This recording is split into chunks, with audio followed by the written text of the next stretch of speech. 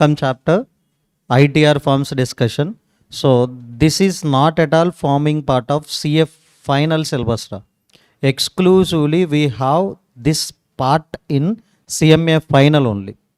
So that's why very important what are the ITR forms are available, which ITR forms we have to use in different situations, we can discuss about it. Yeah, give me 1 minute more.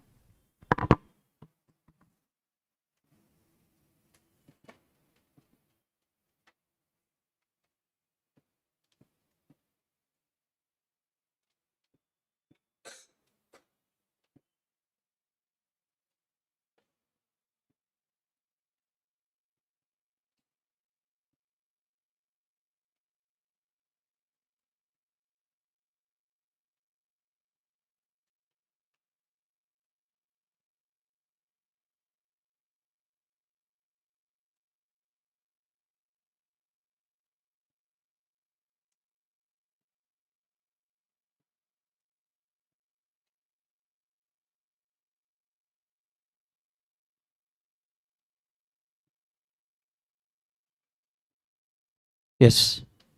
How many ITR forms are available, ma? ITR 1 to ITR 7 we have. But ITR V is nothing but what, ma? Verification of all other forms. Now, so ITR 1 having another name also. What is that another name, ma? Sahaj form.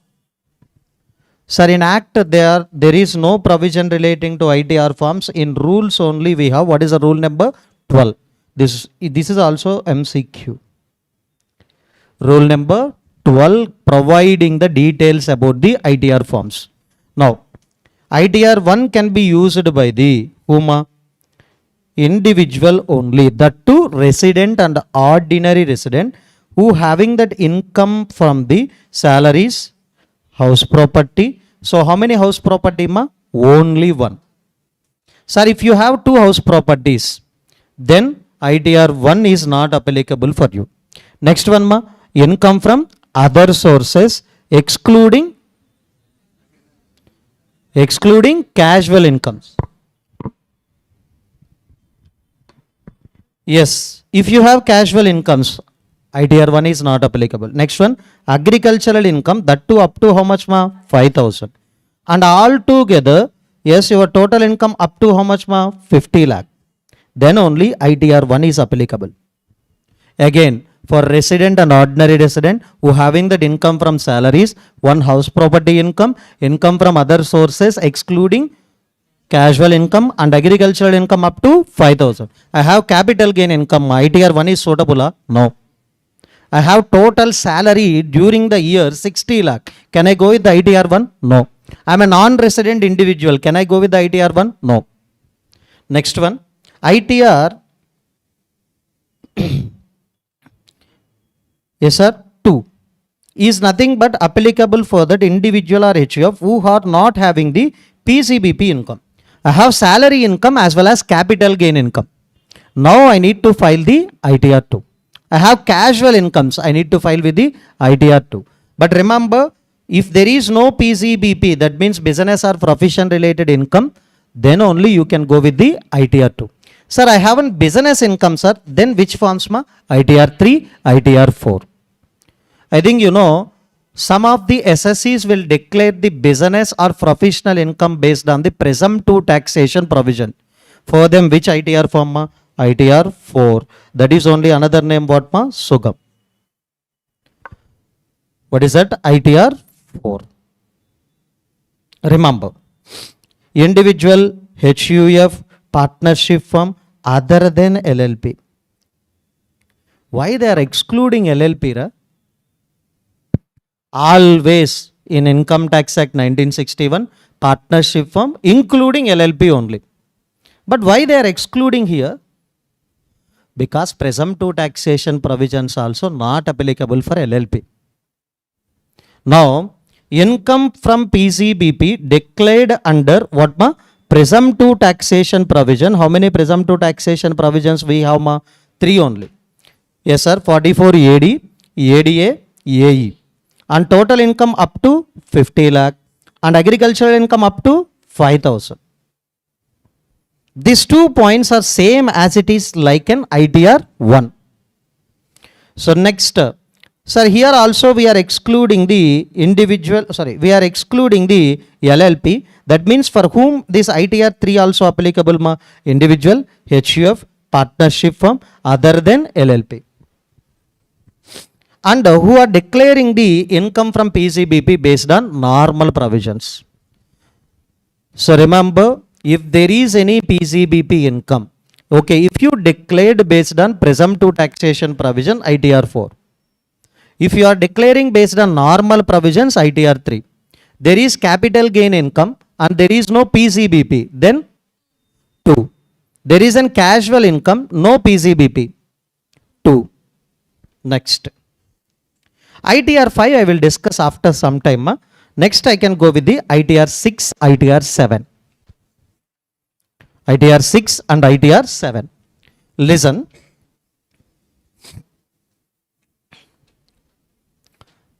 Some companies, I think you know section 8 companies, so can claim the exemption under section 11. So can you tell me for whom we can claim the exemption under 11, ma? Trust. So trust can be incorporated in many ways, that is section 8 companies also. For all companies other than these companies, what is that ITR 6? Company means you have to remember this ITR firm. So then what about these companies, ma? Companies are required to take the exemption 11. So nothing but persons including companies required to file the return of income under section 139 4A, whom? Trust. 4B, political party. 4C, research association. 4D, news agencies, etc. These are all also required to file the return under ITR 7. So companies means what, ma? Here companies, if anything, yes sir, required to file the return by way of taking that exemption 11. Yes, that is also ITR 7. So company means nothing but normal company, ma? ITR 6. Company is eligible to take exemption 11. ITR 7. Trust, political party, all others also ITR 7. Now we are excluding the LLP. In every case we are excluding the LLP. Now LLP only, mainly this ITR 5 will be useful for whom? LLP. Any person other than individual, other than HUF, other than partnership firm, other than company, other than, sir, company means which ITR firm? ITR 6. Other than the person filing ITR 7, who are left, ma, as of now? LLP. LLP is required to file the return under ITR 7. ITR 5. Yes, sir. Now, whatever that ITR form is applicable for you, we need to file by using the e-filing website. After filing the details, yes sir, in the last stage we have to verify the return. Verify the what, ma? Return. So now what is that procedure? I will tell you. What is that procedure? I will tell you. Yes sir. So we have to use the any electronic device, laptop or computer. We need to use that what, ma? E-filing website. And we need to file that all the things electronically. Yes. After filling that all the details, yes, we have to give the verification. We have to give the what, ma? Verification. How we are going to verify the return, ma? Electronically only. What is that, ma? Electronically only.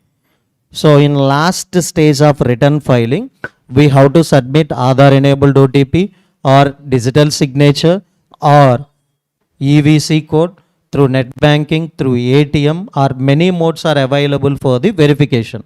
After verification, it will be automatically sent to the central processing center. Where central processing center is located, ma? Bangalore. It is sent to what ma? Central Processing Center, Bangalore.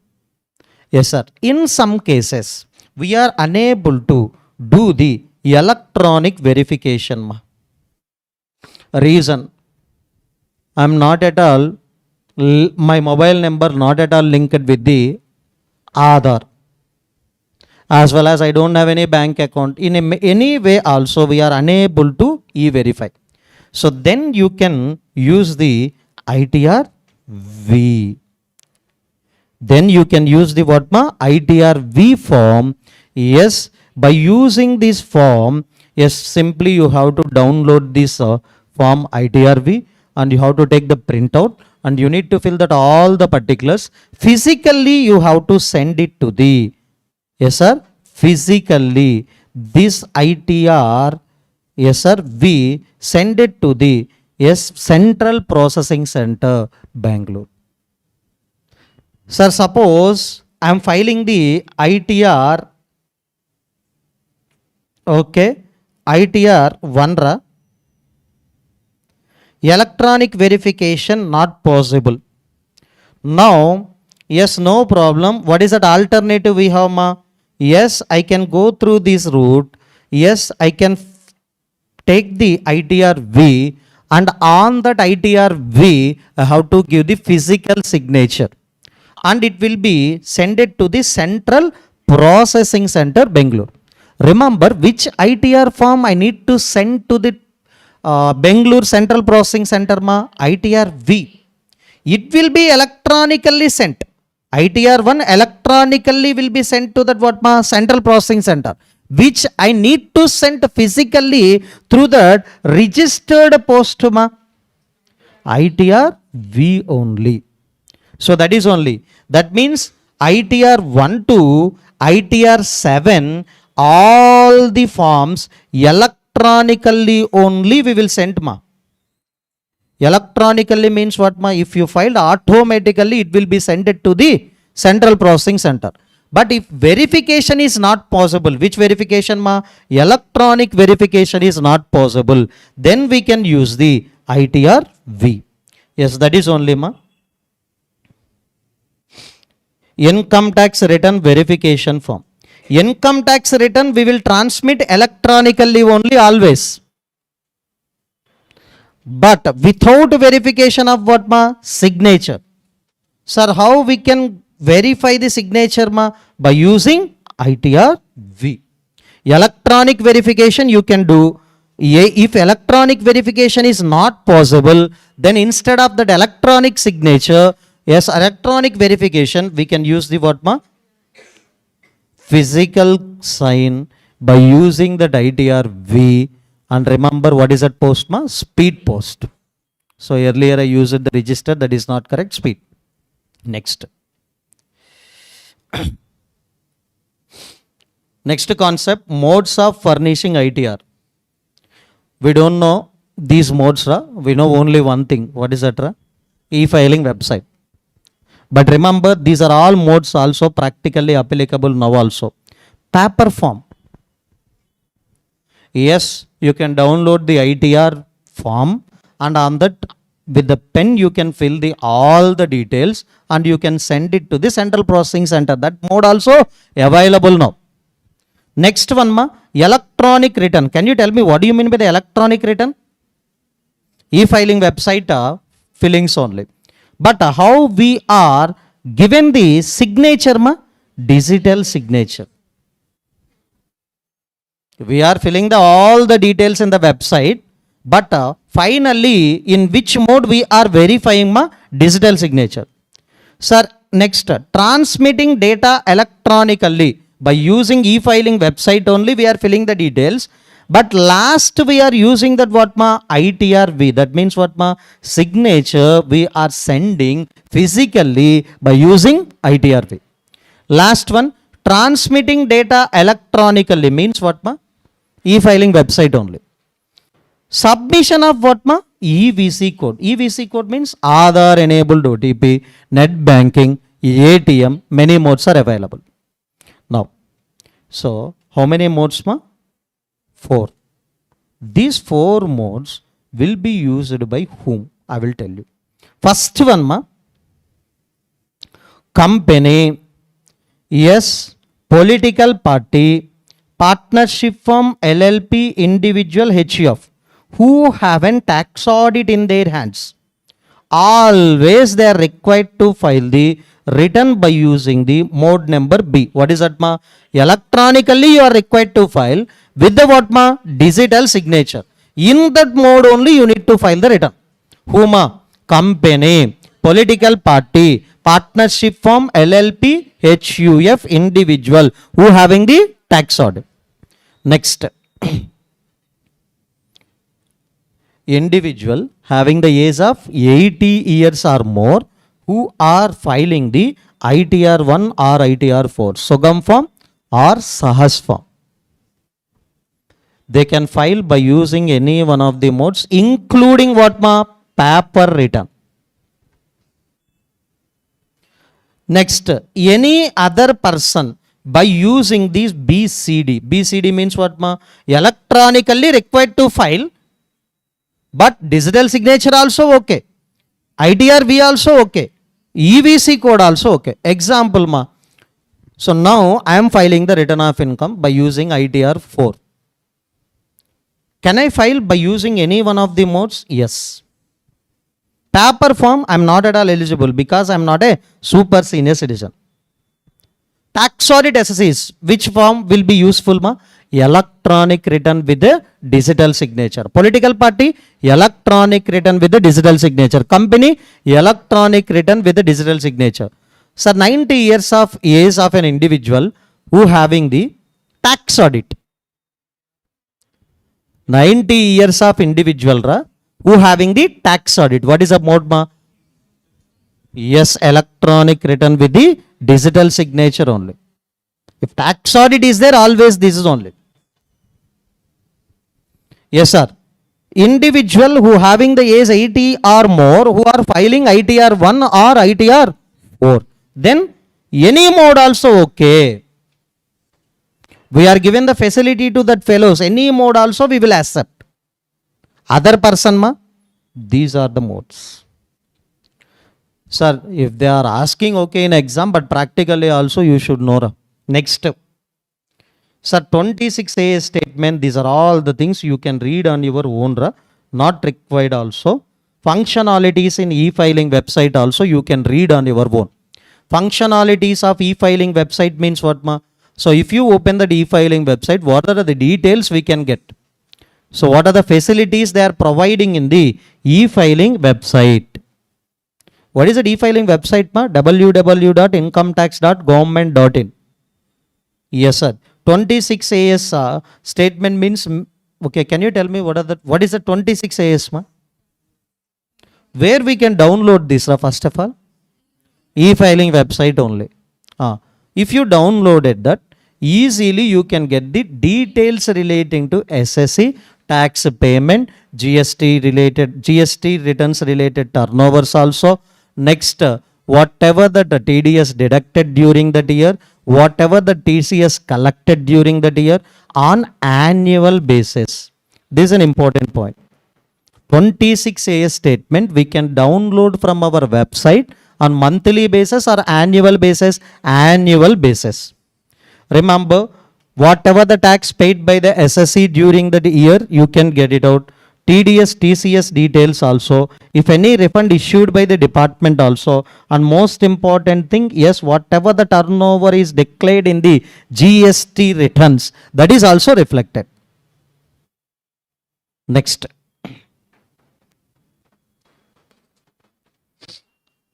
Important. 139A, what is that, ma? PAN. 139A is nothing but PAN.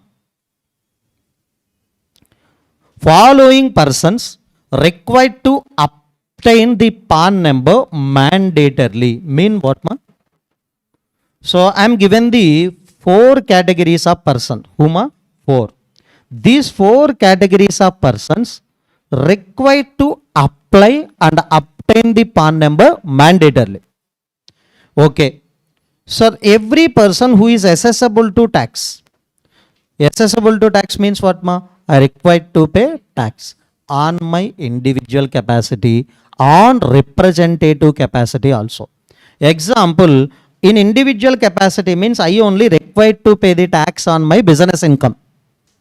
Second one, on behalf of my father, I required to file the return on representative capacity. Now, who required to apply the PANMA? So, in this case, definitely myself, I required to obtain the PAN number. So, how to obtain ma? First, you have to apply.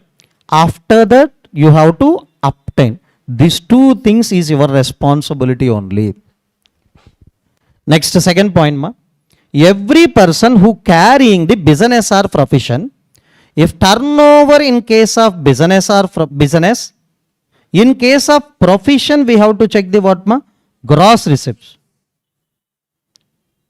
You are required to apply PAN and obtain the PAN if your turnover or gross receipts exceeds how much ma? 5 lakh in any previous year. I haven't doubt. But in your return of income discussion, 139.1, special transactions we discussed, if you remember. So, if you are doing the business, if turnover exceeds how much ma? 60 lakh. Gross receipts of a profession exceeds how much ma? 10 lakh. You are required to file the return of income. Yes, sir. We discussed these 2 points. Turnover in case of business, yes ma, gross receipts in case of profession exceeds 60 as well as 10 lakh, we are required to file the return of income. Now we are discussing the turnover gross receipts limit 5 lakh for what purpose? Apply and obtain PAN number. Students can change these limits interchangeably. Please remember thoroughly. Next one ma, trust. Trust directly. There is no conditions ma. Trust required to apply and obtain the PAN number. Next one. Any resident person other than individual. Other than individual means, can I take that example of partnership firm as well as company ma? Yes. Any person, that too resident person other than individual or yes sir, other than individual, who are ma? Firm as well as company, who entered into financial transaction of 2,50,000 or more. Yes, they are purchasing any land, building, etc. They are purchasing any land, building, etc. That is a financial transaction. Entered more than how much amount ma? 2,50,000. They are required to apply and obtain the PAN number. Not only here, partnership firm company, they are required to obtain directors also, partners also, principal officers also. Not only that entities ma, that entities officials also required to apply and obtain the PAN number. So how many cases covered ma? 4. In these 4 cases, you are required to apply and obtain. Yes sir. So in your case, I mean practically in your situations also, if you falls in any one of these categories, directly you need to apply and obtain the PAN number. Next ma, quoting of PAN number. So, okay, definitely if I am giving it as a self-study, you will ignore it. Now I will tell you, even though if it is taken 10 minutes also, listen carefully. Sir, where we need to quote our PAN number? Where we need to quote our PAN number? Yes, sir. In return of incomes. All return means meaning, ma? IDR 1 to IDR 7, we have to quote our PAN number. Without PAN number, that is a mandatory information we have to furnish in the IDR forms. Next, while you are paying any tax by using the challans, in challans also, you are required to give the PAN details. Next one ma, sale and purchase of what ma? Motor vehicles other than 2-wheelers. Sir, while you are purchasing 2-wheelers, if they are asking, yes, you can submit, no problem. But other than 2-wheelers means 3-wheeler, 4, 5, any wheels also. Both the buyer and seller, yes sir, here buyer also, seller also, both the persons are required to submit the what ma? PAN number. Why? Sale purchase means what ma? Both the buyer and seller. Next, if you want to open any current account with the any bank. Next, if you want to apply the debit card or credit card, don't buy hatra, just generally you can read, easily you can remember till exams. Opening of what ma? Debit card and credit card, sorry, application of debit card and credit card. Opening of what ma? Demat account. Practically just imagine ma, in all the cases. So definitely they will ask PAN number. If you don't have any PAN number, at the time of purchasing the, yes sir, any motor vehicle, example, you want to purchase car, you don't have any PAN number, then what you need to do? Simply you will give your father or mother, and registration also will be held in the name of your father or mother only. Next, G and H points are important ma, listen. If you want to make the payment of hotel bills in cash exceeding 50,000. Sir, online 1 lakh or 2 lakh also you can pay without submitting any PAN number ma. But if you want to make the hotel bills in the form of cash, if that amount exceeding 50,000, definitely they will ask your PAN number. Okay, if you want to apply this provision in a practical way, just go to any hotel and just do a bill of 60,000, and at the time of that, yes sir, vacating the room etc., simply give the cash. They will ask first PAN number only. Next one, payment to the foreign travel or what ma? Purchase of foreign currency. Example, you want to travel to the USA. Now first activity, who wants to travel to the foreign countries, what is that activity they can do? They want to convert the Indian rupees into dollars, because in order to meet that expenditure in the foreign. Okay, now we are purchasing which currency ma? Foreign currency, and foreign travel related expenditure also. So this, whatever the rupees you are giving and purchasing the dollar, now what is you are paying ma? Rupees. In cash, if you are incurring, if that exceeding 50,000, definitely they will ask the what ma? PAN. Yes sir, G and H points. Now I am talking about the what ma? Cash only. G and H point, I am talking about the what ma? Cash. Next, I and J points, I am talking about the any mode if you pay also. If you are making the payment in any modes, that may be cash, electronically, yes, UPIs, etc., whatever it may be, you need to submit the PAN. What are that ma? Payment to the mutual fund companies for acquiring the mutual fund units exceeding 50,000. Payment to a company for acquiring the debentures or shares, not equity shares. Not shares ma. Debentures as well as bonds related, if you are making the payment more than how much? 50,000. Are you understood what is the difference ma? In G and H points, if you are making the payment in the form of cash. In next 2 points, any mode also you are required to submit the PAN. Next ma, cash deposit with the bank exceeding 50,000 in a day. Okay sir, generally you can visit to that any bank. Okay, wherever you have a bank account you can go. If you are given 70,000 also, nowadays they are accepting ra. If you are given the 70,000 also, nowadays they are accepting the 70,000 cash in a day.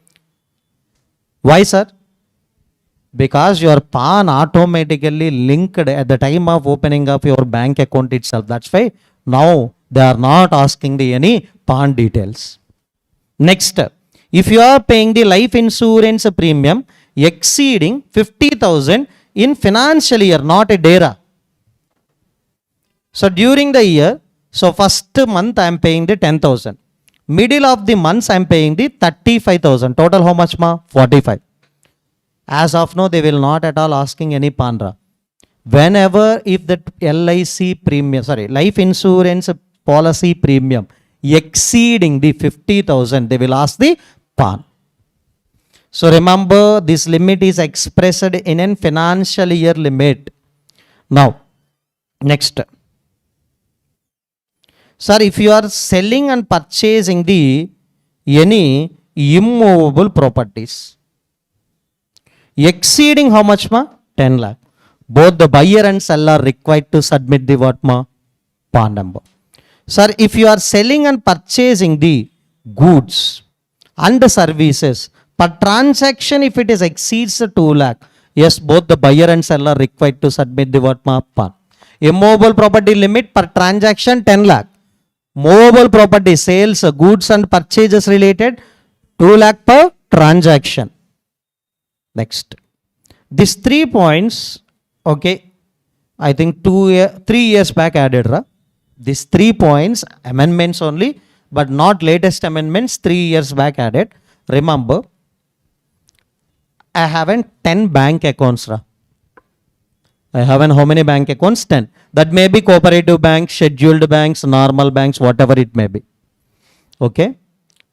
I'm depositing during the previous year aggregatedly in all bank accounts exceeding how much ma? 20 lakh or more in financial year. The same you can apply to that withdrawals also.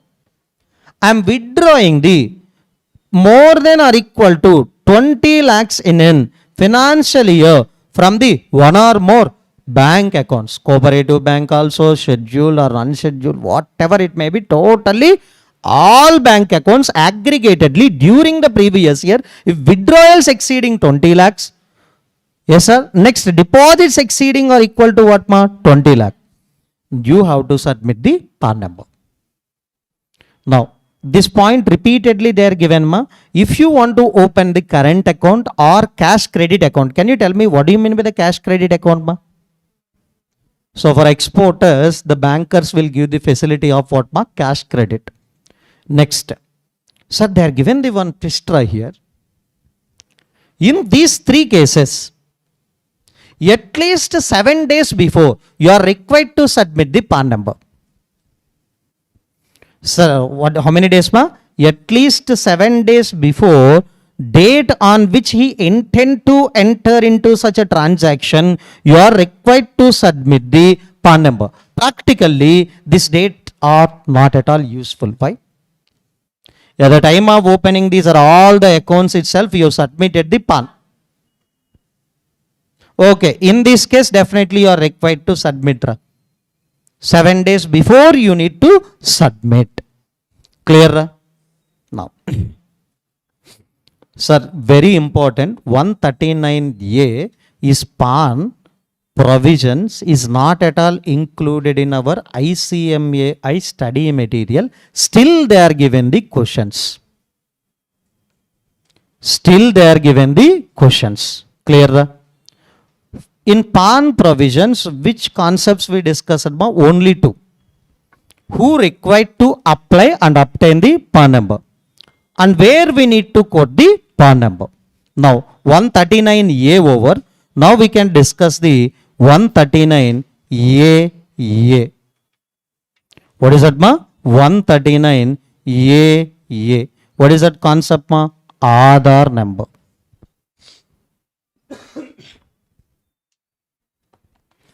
A is nothing but Aadhaar number. This is in our syllabus only, remember. Sir, for this provision, I want to give the one base date ma, 1/7/2017. What is that? 1/7/2017. Okay, suppose in this example, sir, myself, I applied the PAN in a previous year, 15-16 ma. Before this date or after this date ma? Before this date.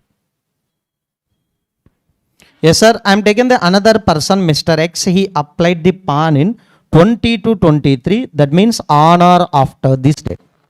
Sir, what is the base date, sir? On this base date, one drastic change happened in the PAN application. What is a drastic change, sir? In that PAN application, they added the one new column. What is that? Aadhaar number. At the time of applying the PAN itself, in the PAN application, you have to give your Aadhaar details also. Now one more thing. Up to the last year, they are given the facility of, sir, if you don't have any Aadhaar number, no problem. Please go to that Aadhaar centers and apply for Aadhaar. Provisional Aadhaar number, that is only Aadhaar enrollment ID they will give. Yes, sir. What is that, ma? Aadhaar enrollment ID that you can submit. But Finance Act 2024 is discontinued the submission of Aadhaar enrollment ID. Previously, we have a facility of submitting the what, ma? Aadhaar enrollment ID. Due to reducing the fraud cases, Finance Act 2024 given the, what is that point, ma? Discontinuation of Aadhaar enrollment ID submission in PAN application. Aadhaar, how many digits? 12. Aadhaar enrollment ID, 28 digits we have now. Sir, here Bhaskar case and Mr. X case. Yes, sir. Whose Aadhaar and PAN number linking already over, ma? PAN and Aadhaar should be interlinked. I think you know already. In which case already link is done, ra? Mr. X case already Aadhaar and PAN documents linking over. Why? You already submitted the Aadhaar number. In my case, linking done or not at all, ma? No linkage. So now, who needs to create the linkage of an Aadhaar and PAN, ma? Who applied the PAN number before 1/7/2017? All the persons required to create the linkage between the Aadhaar and PAN. Sir, I think many persons are shared the statuses like WhatsApp or Insta also. We need to create the linkage between Aadhaar and PAN up to this date.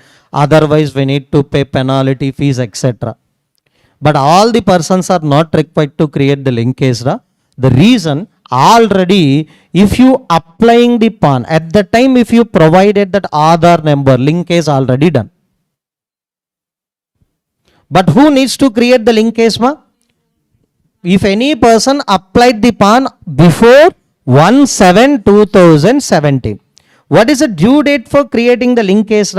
31st March 2022. Already over. Yes. What is the fees they are asking, ma? 1000 rupees.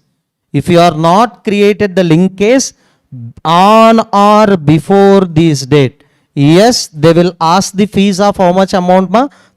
1000 rupees. Which section, ma? 234H. 234F, non-filing of return within the due date. 234H, non-linking of Aadhaar and PAN before 31st March 2022. Later on that, rules given the more clarification, ma? Yes. Can you tell me, this is a last date for creation of linkage? Sorry, this is a last date for creation of linkage. In Act, they are given the fees of how much, ma? 1000. But 1/4/2022, next day after this date, till 3 months. Can you tell me 3 months means? 30th/6/2022. So nothing but April, May, June. The fees will be 500 only. If you created a linkage after the due date, within how many months, ma? 3 months. The fees will be 500. Next, after, the fees will be what, ma? 1000. Clear, ma? Sir, if they are asking as per the rules, you have to write this answer. If as per Act, that is 1000 rupees. Always Act needs to refer with the help of rules only. Clear? Now, sir, non-applicability of this provision. What do you mean by the non-applicability, ma? So, no need to create the linkage of Aadhaar and PAN. First, if any person situated in your state, that is an Assam, Jammu and Kashmir, Meghalaya. Sir, why they are excluded these states, sir? Because Aadhaar not fully implemented. Previously, we haven't state of Sikkim also. Now they removed the Sikkim state. How many states are given? 3. First one, Assam, Jammu and Kashmir, Meghalaya. Next, non-resident also no need to create the linkage of Aadhaar and PAN. If any person having that 80 years or more at that any time during the previous year, that means super senior citizen, very senior citizen, and not a citizen of India. In all the cases, no need to create the linkage between the Aadhaar and PAN. Sir, non-resident, okay, excluded. If he is not a citizen of India, he don't have any Aadhaar also. And he is a super senior citizen or very senior citizen, we want to give the facility of what luxury. No need to create that any linkage between Aadhaar and PAN also, okay. We don't want to create any pressure to that person. Clear? Now. 139A PAN, 139AA Aadhaar.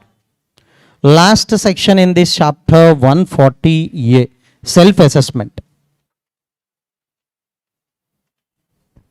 What self-assessment. 140 capital A. Sir, we file the return of income on this date, whether it is an belated return or normal return, belated. Generally, due date is 31st/7. In case of no tax audit, we are filed the return on 31st/8. So that's why belated return. What is that amount of tax we paid based on return of income? 1 lakh. What do you mean by the self-assessed? You only assessed your income, you only paid the tax. That is only self-assessed tax. Simply, at the time of filing of return of income, whatever the tax you paid on self-assessment basis, that is only self-assessed tax. How much you paid? 1 lakh. But assessing officer, after completion of assessment, he determined the tax liability as an 1,25,000. You paid the self-assessment tax short payment or more payment, short payment only. As per assessing officer calculation, you are required to pay 1,25,000, but you paid only 1 lakh. Assessing officer definitely he will give the breakup details about the 1,25,000. Sir, you are required to pay the fees 5,000 because you filed the return of income in a late manner. Next, return also filed in a late manner. That's why you are required to pay interest under section 234A, 25,000 interest. Balancing figure, how much 1,25,000 already, please reduce these two, and you are required to pay tax, how much amount 95,000. So now, how we can adjust the short paid self-assessment tax against the assessing officer computed tax liability? So, out of this 1 lakh, first preference we can give it to what fees. First preference we can give it to what fees. Second preference we can give it to what interest. Third preference we can give it to that what tax. First, how much is over 1 lakh minus 5,000, we can adjust to the fees, minus 25,000 yes interest. How much balance How much? 70,000. This 70,000 only available for adjust against the what tax amount. So now this 25,000 you are required to pay in the form of cash. Very important. This can be useful in advance tax and interest chapter also. Remember, if any self-assessment tax short paid, that self-assessment tax short paid amount can be utilized against the assessing officer computed tax liability. First fee, second interest, last tax. Now, what are the sections we discussed in this chapter? Any idea? So 139(1), who requires to file the return of income, and what is the due dates for filing the return of income? 139(1). Next one, 139(4)(a) to 4(f). Different persons related return of income filing. 139(1)(c). relaxation for filing of return of income. 139.3 loss return, 139.4 belated return, 139.5 revised return, 139.9 defective return, 139.8a updated return. So this is not discussed in this chapter. Next one, ma. We discussed the 139 capital A. What is that? PAN. 139A Aadhaar and PAN linking. Next 140 verification of return of income. Yesterday we discussed in different cases who needs to verify. Next 140 capital A self-assessed tax. Are you clear up to now? Yes. Next. So up to now we are ended with the return of income chapter. Okay, after completion of 5 or 6 chapters, I will discuss MCQs consecutively for all the chapters. Now I can start the further chapter, that is an income tax authorities.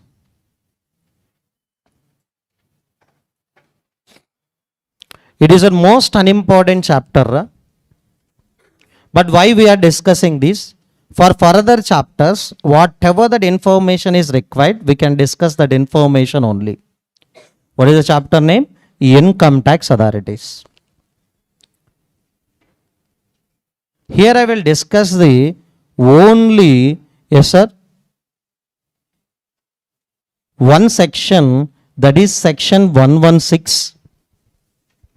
Next I will discuss the section 119, section 119. The 2 sections only I will discuss. The 2 only, enough. Even though you can ignore after the listening also, no problem. But listening is very important. Now, income tax authorities. Sir, who is the first and foremost income tax authority? CBDT. Pakka? Okay. So then, after CBDT, who having the different hierarchies we need to discuss. Okay. We have 2 types of departments in the income tax authorities. First is assessment wing. Second one is an investigation wing. So now I want to know what is that work role in that investigation wing as well as assessment wing.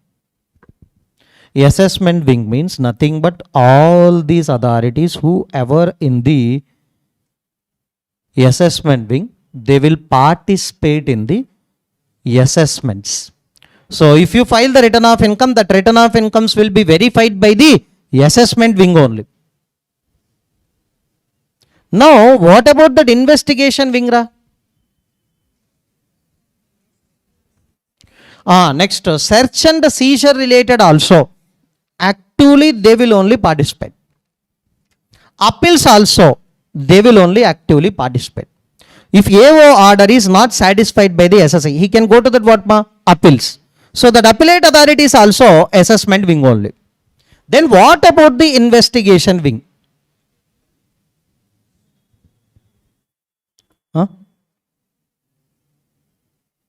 Okay, in some cases they can participate in the search and seizure activities.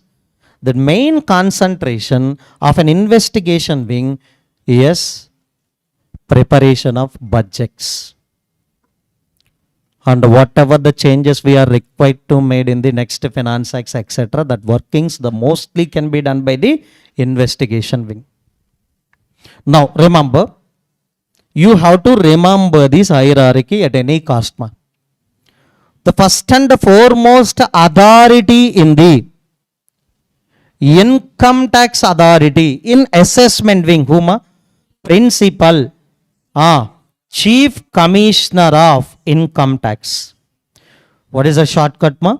PCCIT. Principal, Chief Commissioner of Income Tax. So that means here always nomalic nature. Nomalic nature means in every name we have an word of what?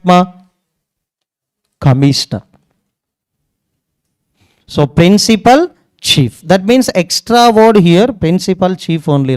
Commissioner of income tax always will be there. So just we are given the designation name only. There is no specific intention behind the given the name. Now remove the principal, only give the chief. Now please read the abbreviation ma. CCIT. Principal Chief Commissioner of Income Tax. Now Chief Commissioner of Income Tax. Now remove the chief and add principal. What is that ma? Principal Commissioner of Income Tax. PCIT. Now all the things you can remove, just hold this CIT. CIT and CIT appeals. Already I told.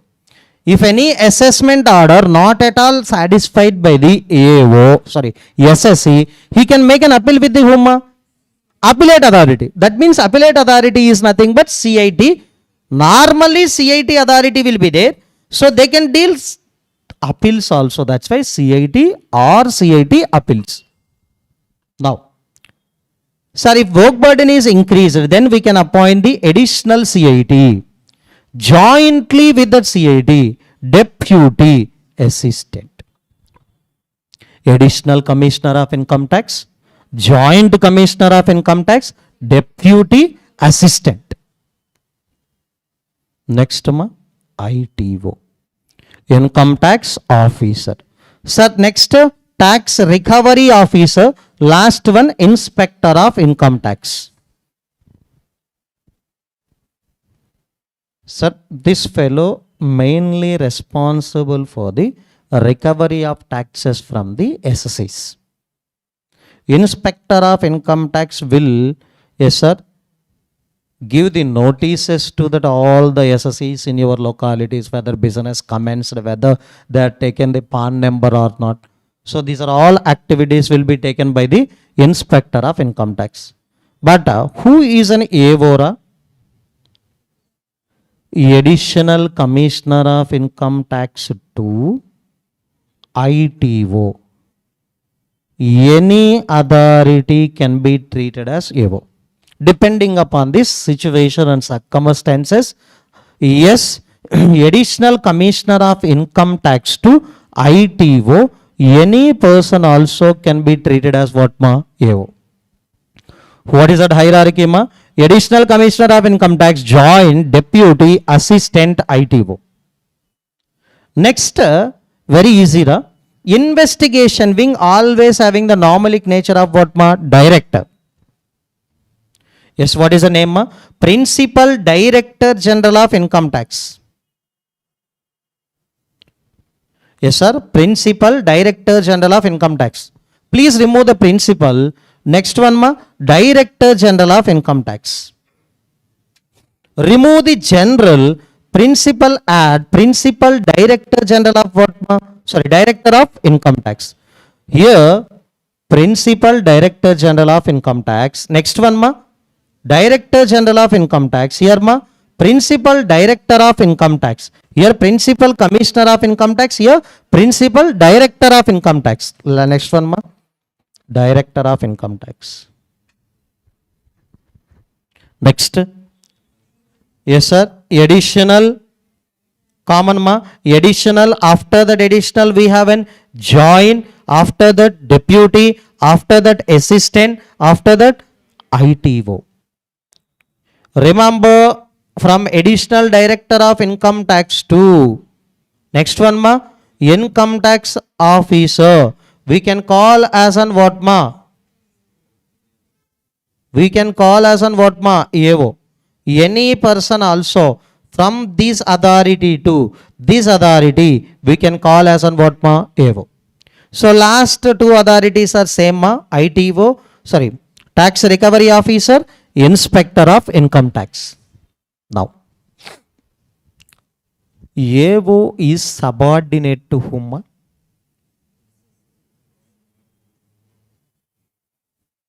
CIT, CIT appeals as well as DIT.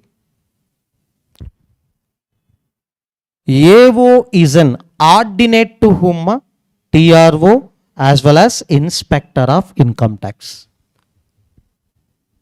Remember, these points are very important.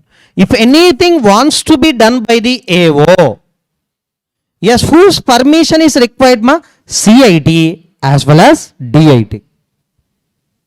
Sir, now CIT is an subordinate to which authorities, ma? PCCIT, CCCIT, next one, ma? PCIT. Remember, this is only you have to remember. In future chapters, yes, we have to take a prior approval from. No need to by heart that things. If you remember this hierarchy, from which authorities we need to take a permission, easily you can understood. Remember, Commissioner of Income Tax is a subordinate to which authorities? PCCIT, CCIT, PCIT. Now, CIT can give the directions to whom? AO. AO can give the directions to whom? TRO, Inspector of Income Tax. Clear? Now, suppose SSC and as well as assessing officer, SSC filed the return of income with the self-assessor tax, how much, ma? 1 lakh.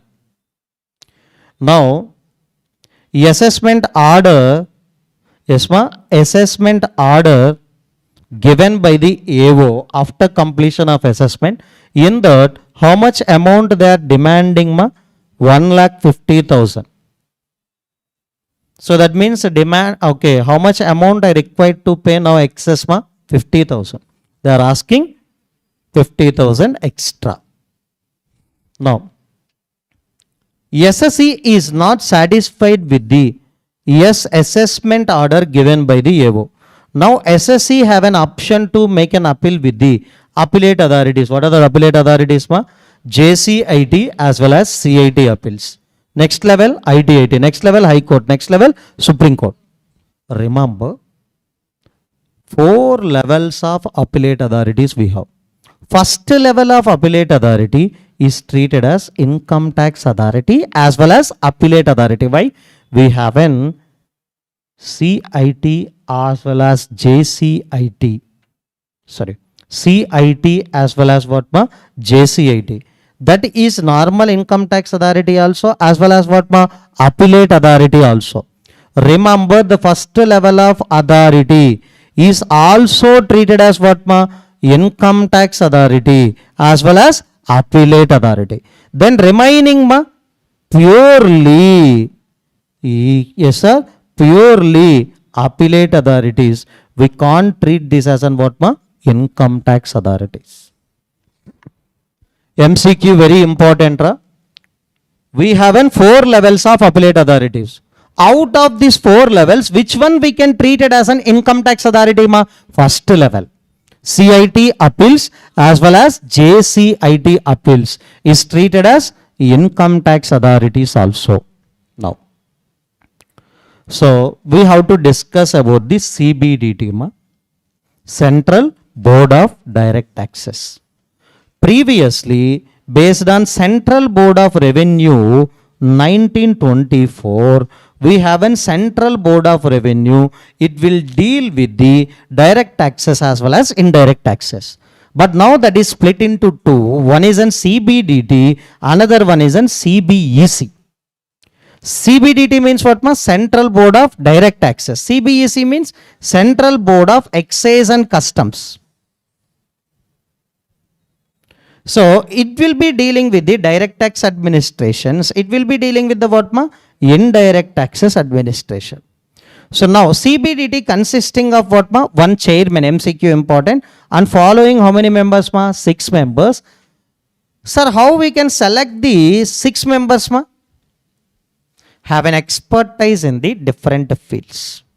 No need to remember, ma? Having expertise in these 6 different fields, each field representing the 1 person, 6 members. Totally how many, ma? 7. Chairman, 6 members totally. Sir, board means nothing but a group of persons only. Now group consisting of 1 chairman as well as 6 members.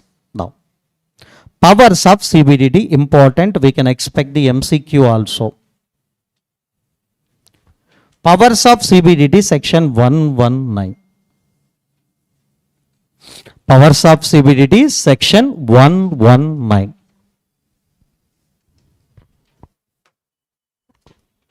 Remember, it is an first and foremost authority in the income tax department. After that only we can start with the principal chief commissioner of income tax. In case of investigation being principal director general of income tax. Okay. Yes, because it is an highest level of income tax authority, they can give the instructions to the subordinates. All authorities are subordinate to the CBDT only. How they can give the instructions, ma? They can give the order or direction. Sir, what is the difference between order and direction, ma? Order means mandate only. Direction means recommendatory in nature. That means, okay, they can give the directions or they can give the order also, mandate. Next. Sir, these orders, whatever is there, can be classified into two ways, ma. General order, special order. General order means nothing but what, ma? It will be applicable for the all authorities, all level of authorities. Special means for CIT only we can give the order. General means nothing but for all authorities we can issue. Special means for particular authority we can issue the what, ma? Order. Next. I think this you know in a return of income chapter, ma. Even though you file the loss return after the due date, delay in filing of loss return can be condoned by the CBDT if the loss mentioned in the return more than how much, ma? 3 crores. In genuine cases or in normal cases? Genuine cases. Delay normally how many days, ra? 1 day. So that is only this point. They have an power. CBDT have an power to admit the application or claim after expiry of what, ma? Time limit. Section 119 is given the power to CBDT. Yes, even though, yes sir, applications are filed after the time limit. So nothing but return filed after the time limit. Now if you applied before CBDT, they are admitting or they are rejecting, ma? Admitting only. If that loss return filed delayed due to genuine hardships, then only they can give the condonation. Next. Relaxation of what, ma? Provisions. You know chapter 6A deductions provision 80A to 80U. Chapter 6 means head of income related provisions, ma. Section 14 to 59.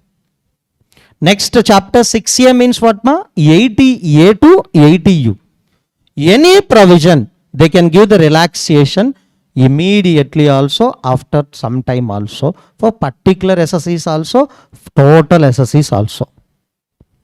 Next, totally they can control the income tax authorities by way of giving the notification in the what, ma? Official gazette. Sir, remember, ma, these 5 powers mentioned in the 119 very important.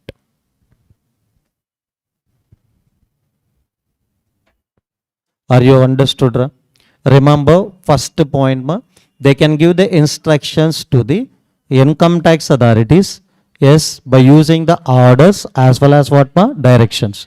Orders can be 2 types, general, special, and they can give the relaxation over the certain defaults also. That means admitting the applications even after time limit.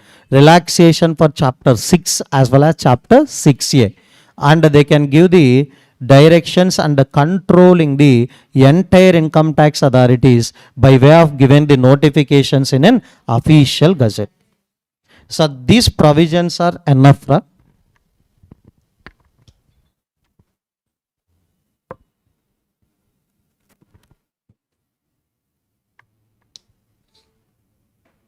These provisions are enough, but I want to tell you 2 more provisions. Listen carefully. Sir, why you are selecting 2 more provisions? It will be useful for the further chapters also. Now, 120 I want to start. What is the section number, ma? 120.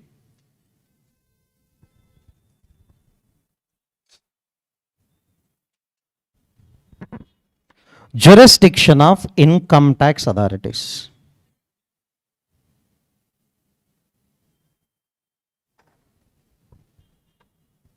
Shall we? Okay, now example, ma. Now we are situated in Hyderabad. Who is our AO? How we can know? Who is our AO? How we can know? Simply, jurisdiction of any income tax authority. Any income tax authority. Income tax authority means, I think you know, starting from the whom principal chief commissioner of income tax till inspector of income tax. We can allocate the jurisdiction based on, yes ma, these points only. Yes, first basis, territorial area. So based on pin code, etc., this territory just be allocated to one person. Or class of person. Person means what, ma? For all companies, one person can be allocated as an AO. One person can be allocated as an CIT. Maybe income or class of incomes. Can you tell me what do you mean by the incomes or class of income, ma? For salaried SCs, you are only the AO. Salaried SCs, you are only the CIT. Last one, ma, case or class of cases. CA. So for all professionals, you are an AO. But mostly, always department is following while allocating the jurisdiction territorial area only. Based on the Secunderabad, Hyderabad territorial area, they are allocating the 4 assessing officers. Example. Yes, sir. 4 assessing officers they are allocating. Now what they can do, ma? These income tax authorities shall exercise all or any one of their powers in that jurisdictional area only. Suppose for our Hyderabad, one AO appointed based on what, ma? Territorial area. Now he can exercise his powers in Vijayawada? No. He can exercise his powers only within a allocated jurisdiction. How allocation can be done? Any one of the following bases. It is not at all your headache. So department will allocate the jurisdiction. Once a jurisdiction is allocated, within that jurisdiction only, they need to work. Now, sir, jurisdiction of who we are discussing, ma?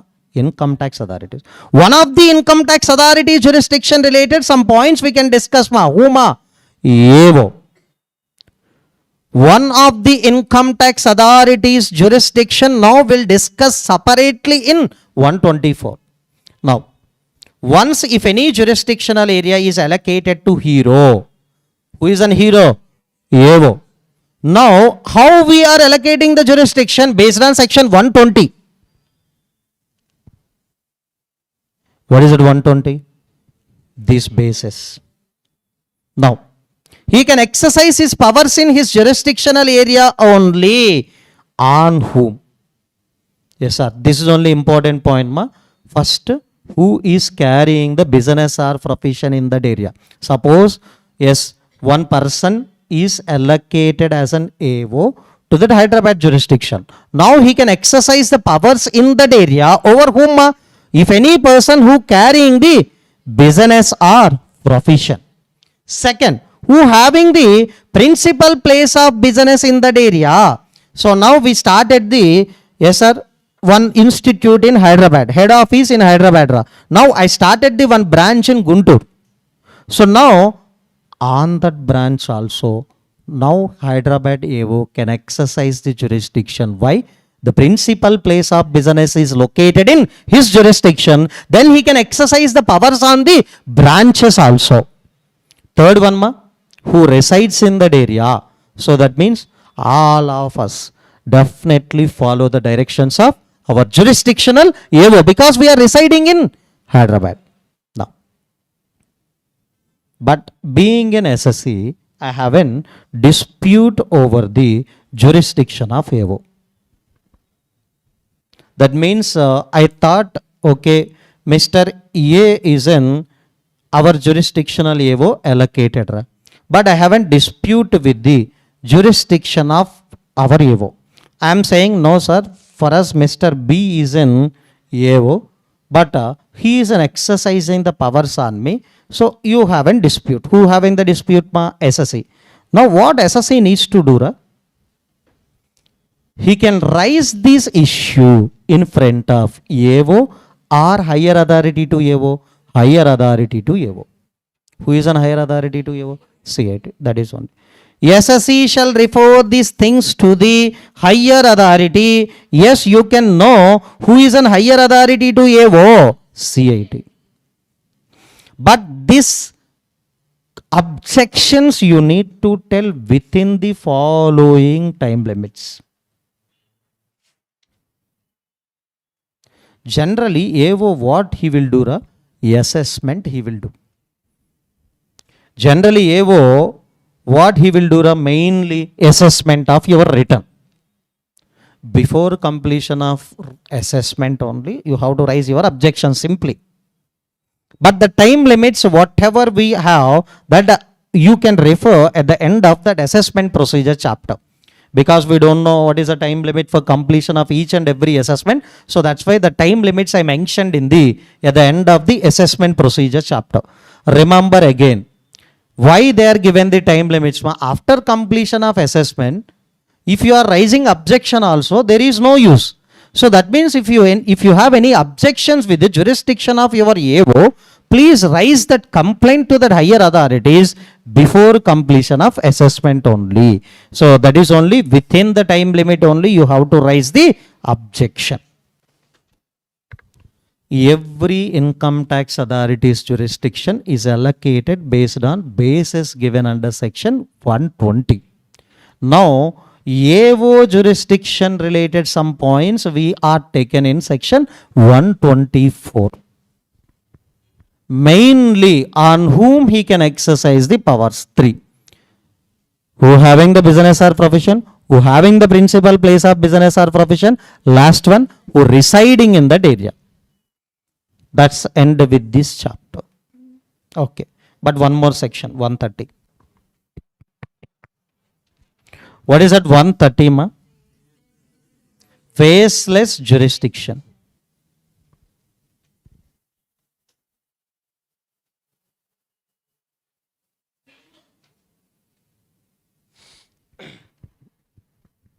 Now I will tell you. So Mr. A is doing the business or profession in Hyderabad. So now he filed return of income.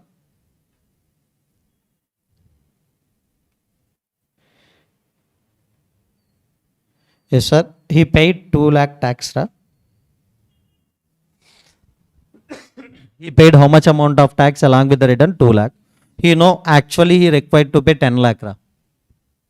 Actually as per rules he required to pay 10 lakh, but he paid 2 lakhs only. Now you know who is an AO also.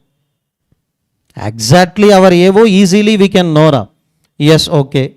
AO after completion of an assessment, he sent the demand notice. How much amount ma? 8 lakh. After completion of assessment, what is the demand notice he can send ma? 8 lakh. Easily now in that face-to-face assessment or normal assessment, easily we can manipulate the whom? Our AO. Because here clearly there is an interaction between the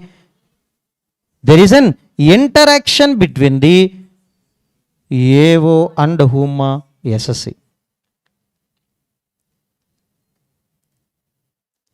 There is an interaction between the AO and SSC that leads to bribe. Nothing but okay, no problem sir. If you are given personally 50,000 cash, okay, easily we can close this assessment. So this is only that generally, yes sir, department is facing the issue. Now, yes sir, for all SSCs or specific SSCs ma? Specific only. Sir, who are the specific SSEs? If they are given in the DAC, definitely you can do that manipulation. That is depends upon situations only. SSEs files will select for the what ma faceless assessment. Now, yes sir, this person is doing that manipulations in the past ma. So now for this assessment here, yes sir, they are going within faceless assessment. They are going with the which assessment ma? Faceless. Now Mr. A filed return of income. He paid 3 lakh ma tax, but actually he required to pay 20 lakh. Now this AO, yes sir, will select based on section 130. Previously AO how we selected ma? Section 120 basis. Section 120 basis, you know, public, that means in Hyderabad, every citizen will know about this AO name and mobile number also. But in this case, ma, AO doesn't know details about the SSE. SSE also doesn't know about the AO details. Simply, he needs to complete that assessment. He will send the demand notice of how much amount ma? 17 lakh. Because already you paid 3 lakh and please pay the remaining how much ma? Yara ye imagination lo na marriage ayipinda? Okay. Next 17 lakh. Now remember why they introduced this in order to remove the what ma? Interaction. And quite it is popular in COVID situations ma. Okay, but now also some of the SSEs needs to undergo for the faceless assessment only. Remember, there is no interaction between the SSE as well as department. Now I have a doubt, sir. Sir, in section 120, how we allocated the jurisdiction based on territorial area, based on class of incomes, class of person, class of cases. But in this, we have to use the AAS. Means what ma? Automated allocation system. That means randomly income tax department software will allocate the AO to this file. Simply, okay, you file the return of income. This is selected for the faceless assessment.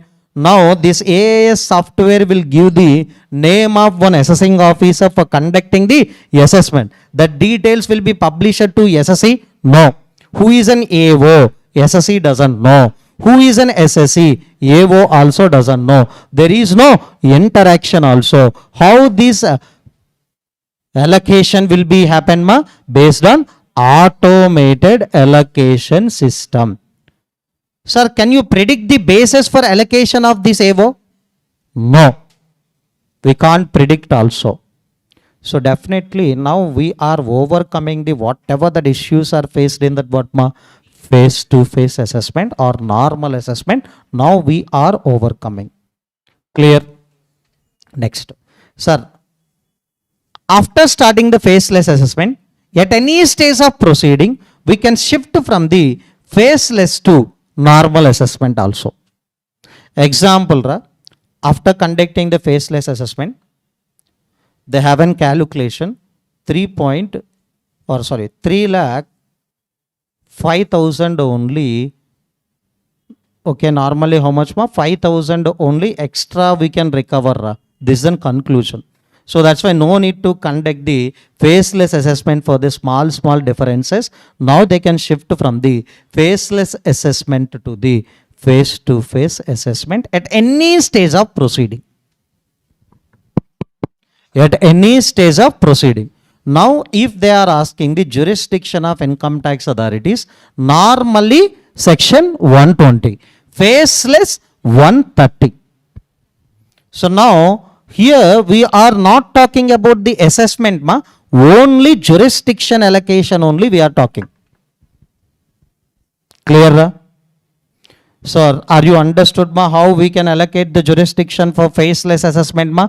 By using the one software AAS, automated allocation system.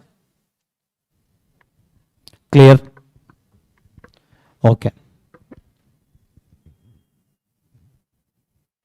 Next. So already how many chapters are done in our discussion ma? 3 chapters are done. But okay, MCQs we can discuss after some time. Right? Now we can start with the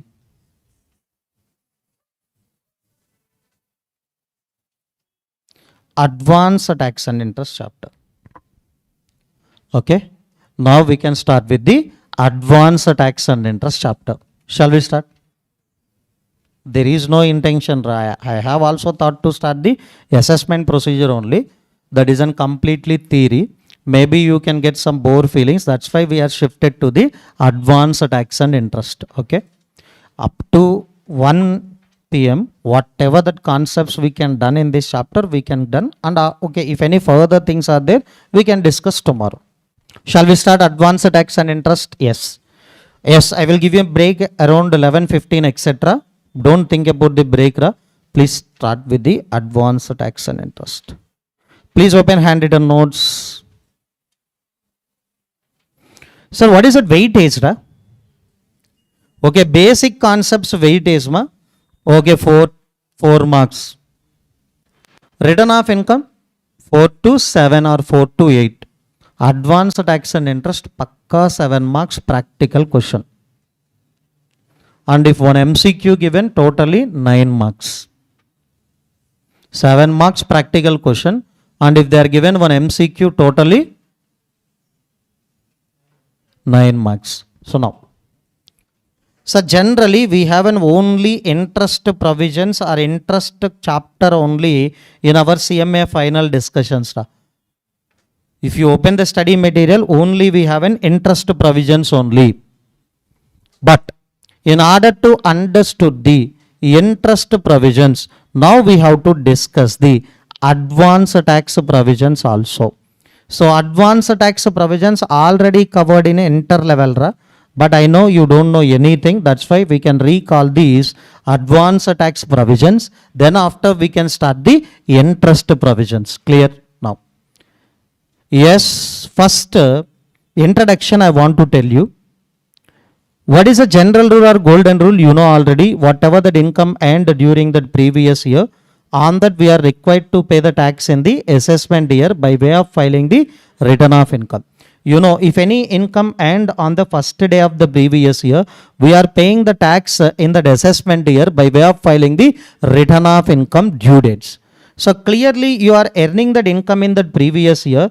On that income you are paying the tax in which year ma? Assessment year. There is a huge gap between the income and payment of tax. Huge gap means in terms of what ma? Time value of money.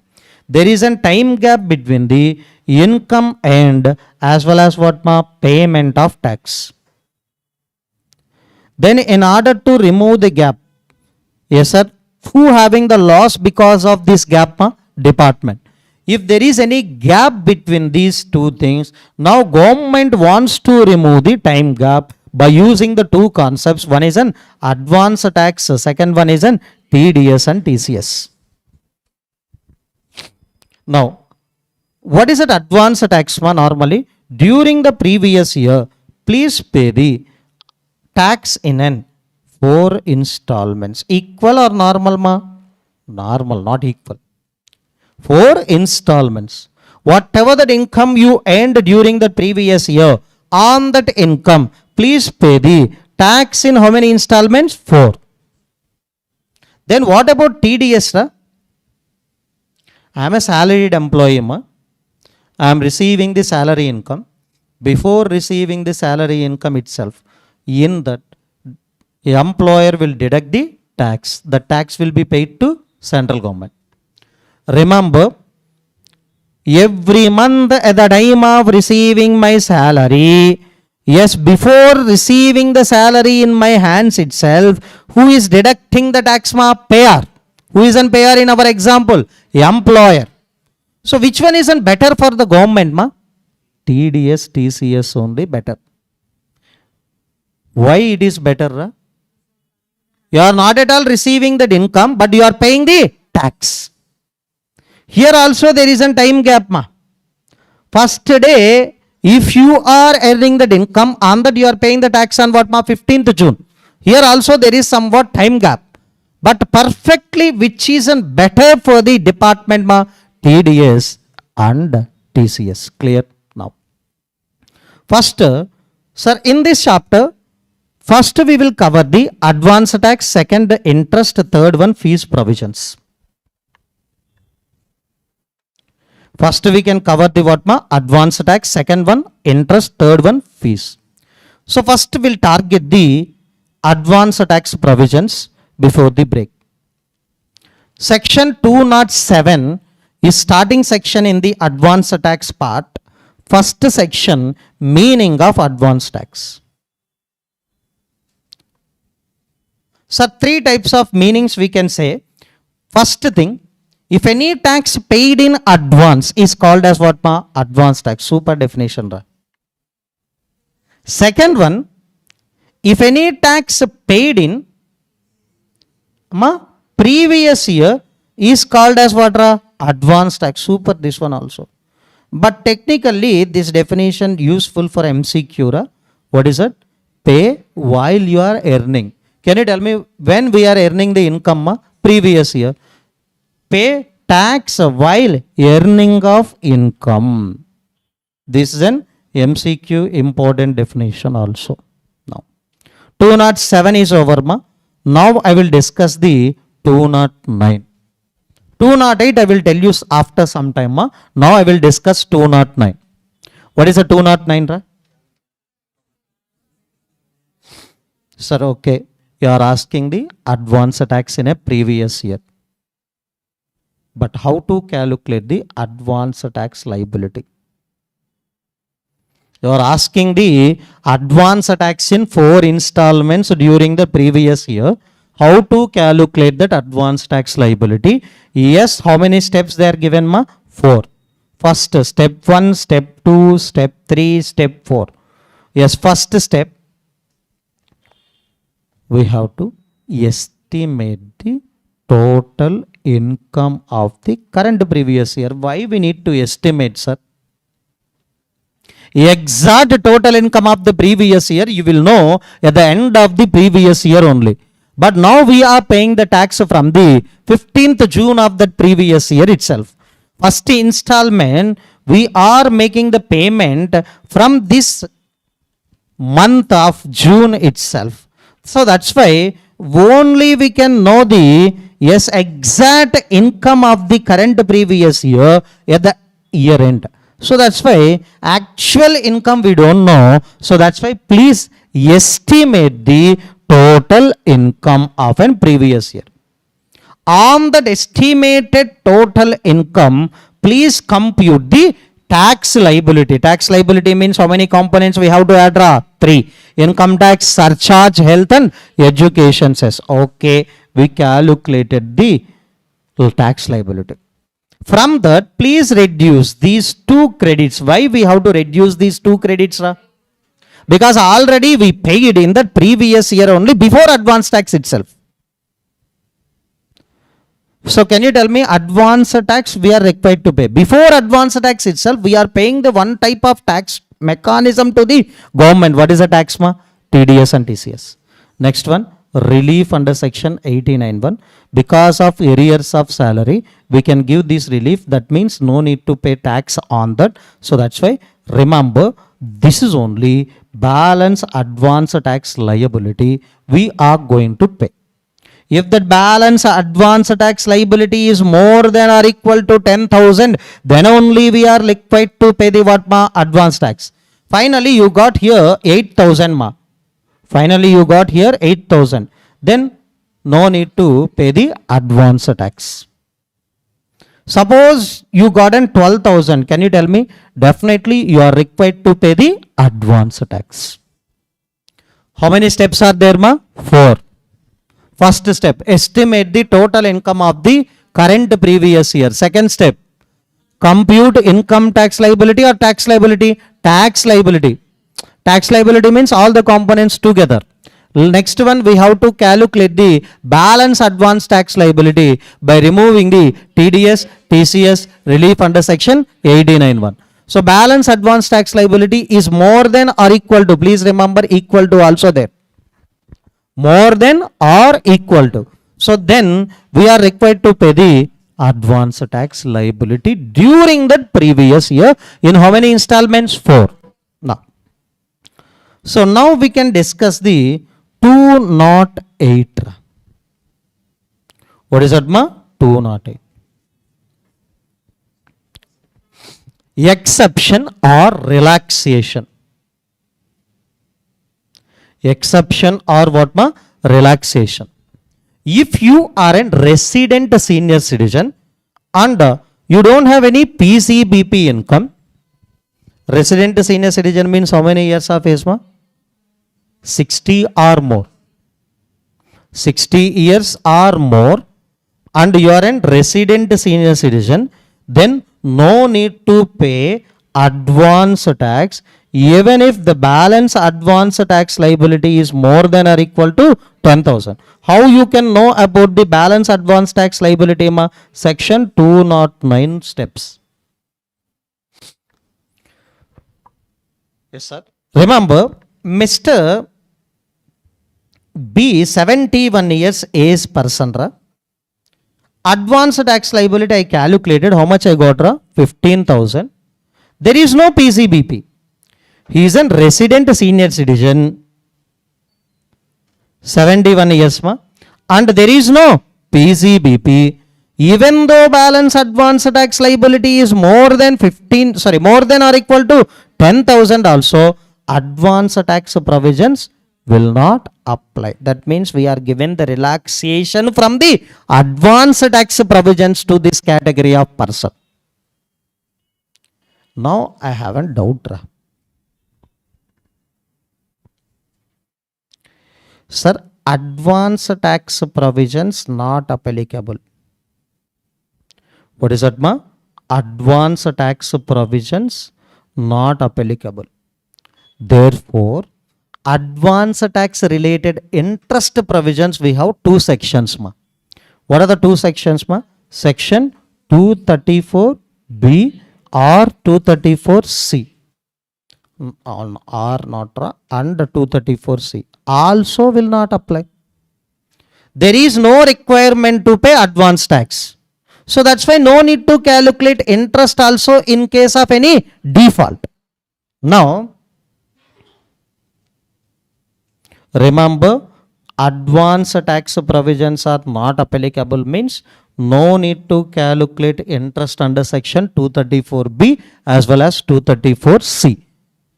No need to pay advance tax. That's why even if any default done also, interest provisions also not applicable for you. Next, 234A. What is a 234A? Right? In return of income, if you are filing in a late manner. Yes, sir. Return of income if you filed in a late manner, you are required to pay interest under 234A. It will be applicable for you. Because advance tax provisions are not applicable means advance tax interest provisions also not applicable for you. But this isn't related to what, ma? Return of income. So that's why this interest we have to calculate separately. Very important, ra. Many students are confusing. Sir, advance tax provisions are not applicable means 234A, 234B, 234C not applicable. Correct? No. 234BC only not applicable. 234A still applicable for you. Clear, ma? Now, how many sections are over? 3 over. Now, 4th one, 210. It is a very small section, ra. How to pay the advance tax? Advance tax you are required to pay in an installment wise, not single payment. You are required to pay in an installment wise. Sir, how we can know installments? Refer section 211. So that is only section 210 content, ma. 210 saying that Advance tax required to pay in an installment wise as mentioned in section 211. So now 211 is very important. Now,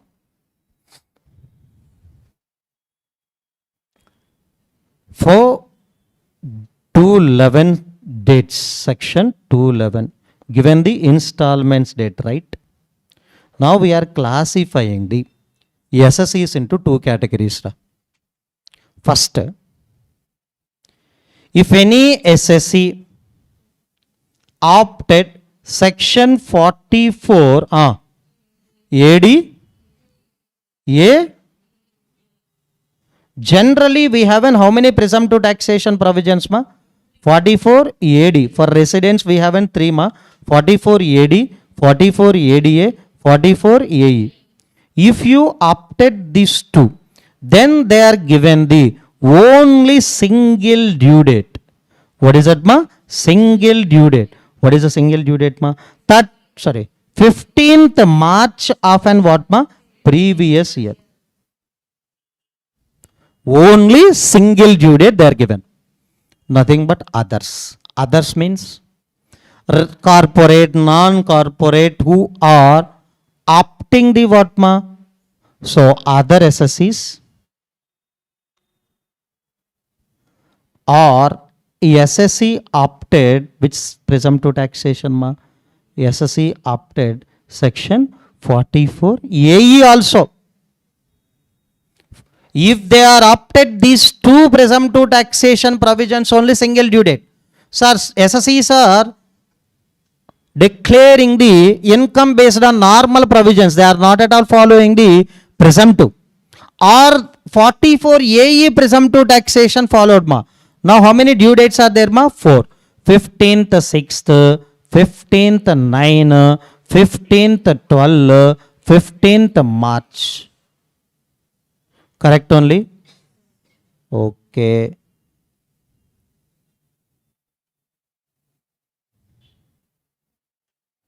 Clear? Now, how much amount we are required to pay?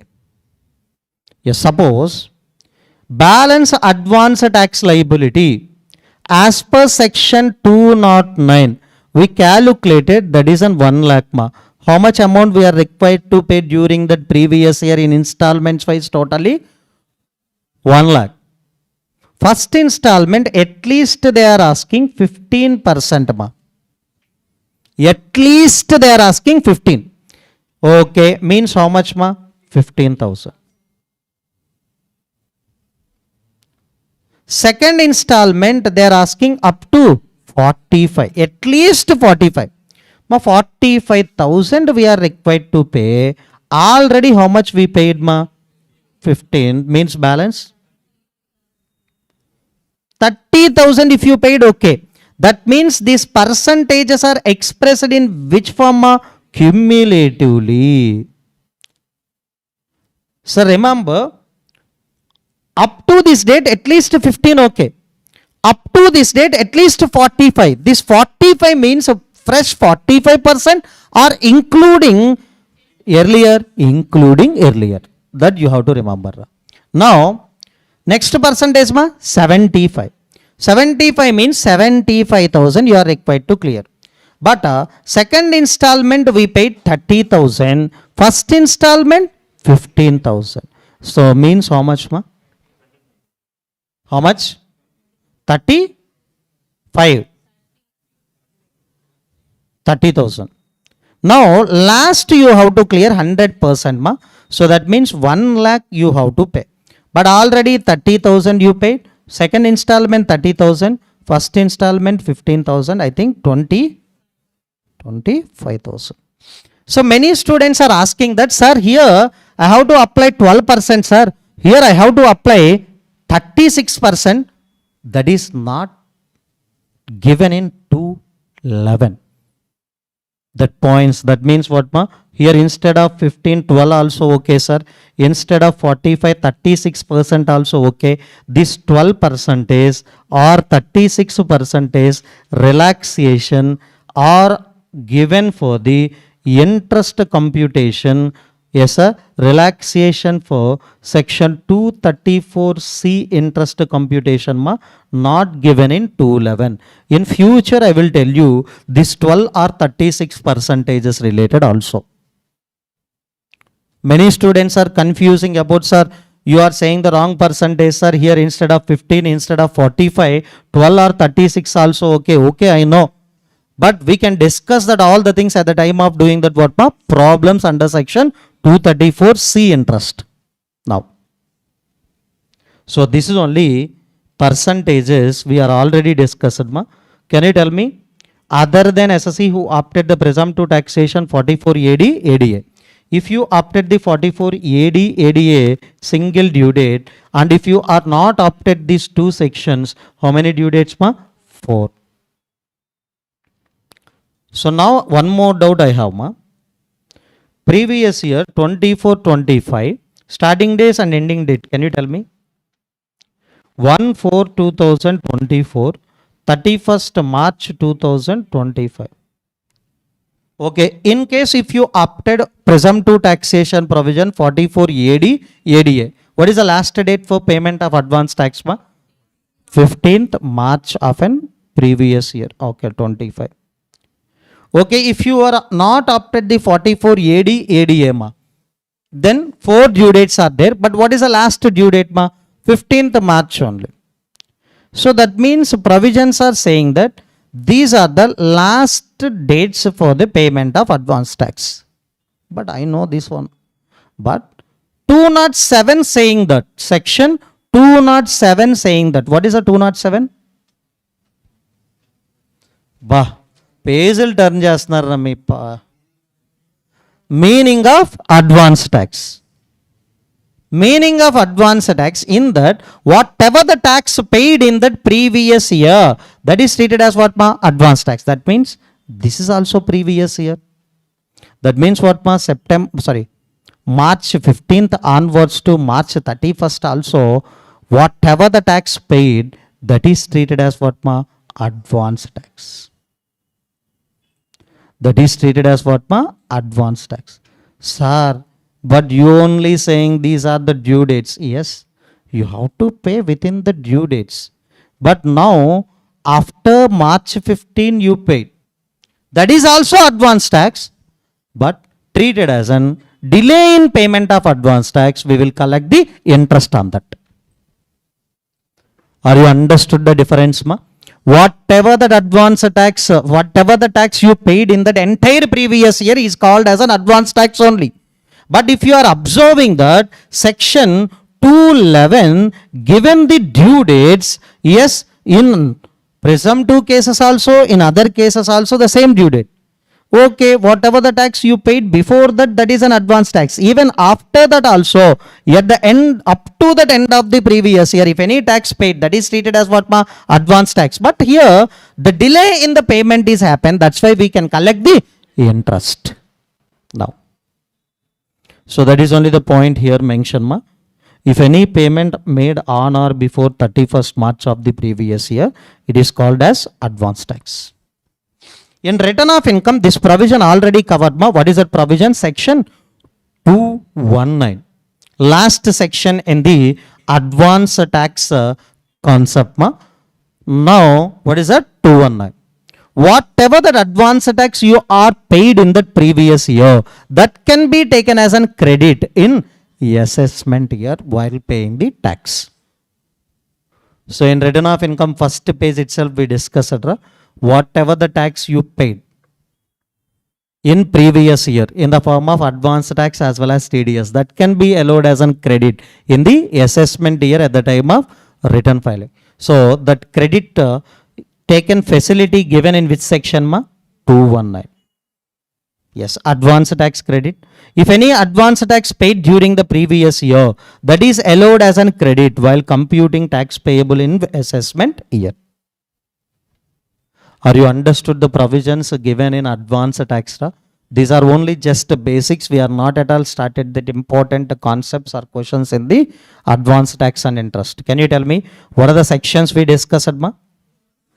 Section 207, meaning section 208 relaxation. But if you want to know the relaxation, first you have to refer 209. How to compute advance tax liability. Section 210. How to pay advance tax installments wise. That installments given in 211. So next we can discuss the 219. Clear? These are the provisions relating to advance tax. Now first, okay, before giving the break, yes sir, now I want to start the, what are the provisions we are going to discuss in the interest part. So next part we are required to discuss the interest. What are the provisions we are going to discuss? Very important provisions, ma, these three. 234 A, 234B, 234C. Now definitely I will tell you 234A, 234B, 234C. Okay.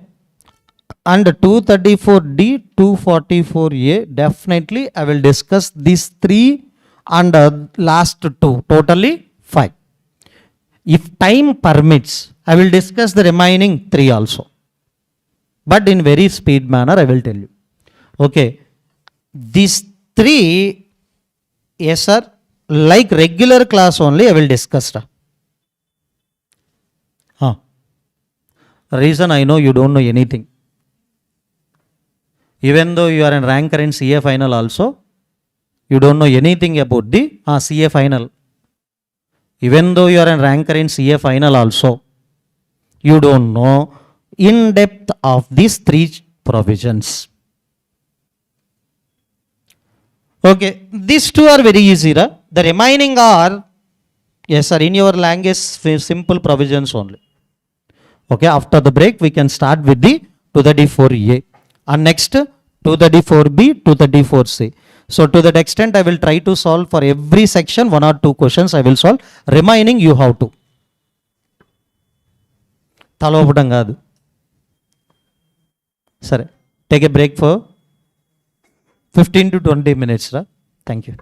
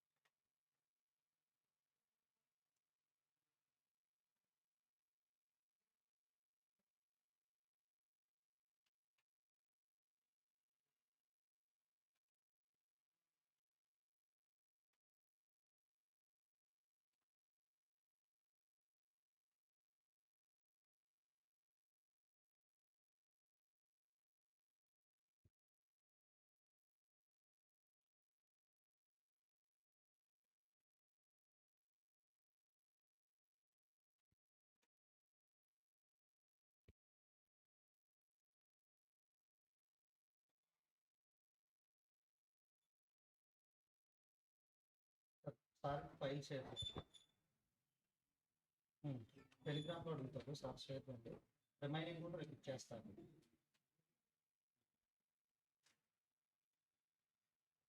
Yes, sir.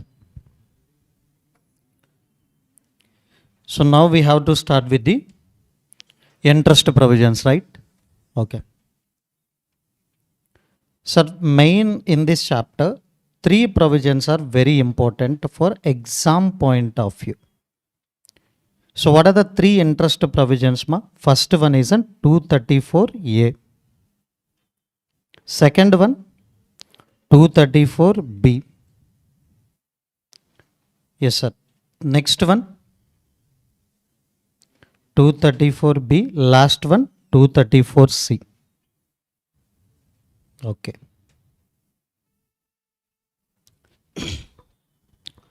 234A is an exclusively interest related to interest for non-filing or what ma? Late filing of ROI. Late filing of what ma? ROI. Sir, not at all filed return of income ma. Or we filed in late manner. Late means nothing but what ma? After due date.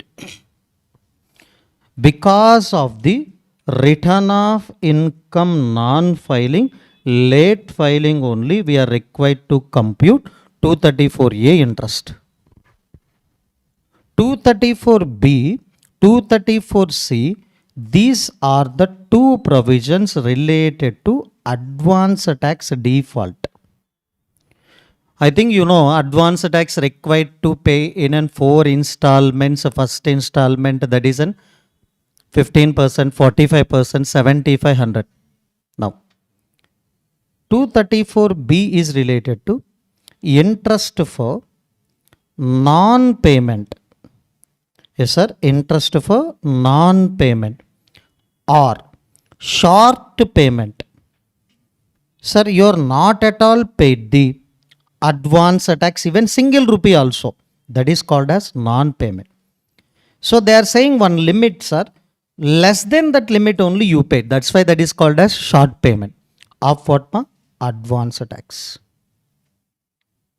So nothing but in this 234B interest computation, we have to check the total previous year, whatever that advance tax you paid, whether it is in non-payment or short payment, we have to check.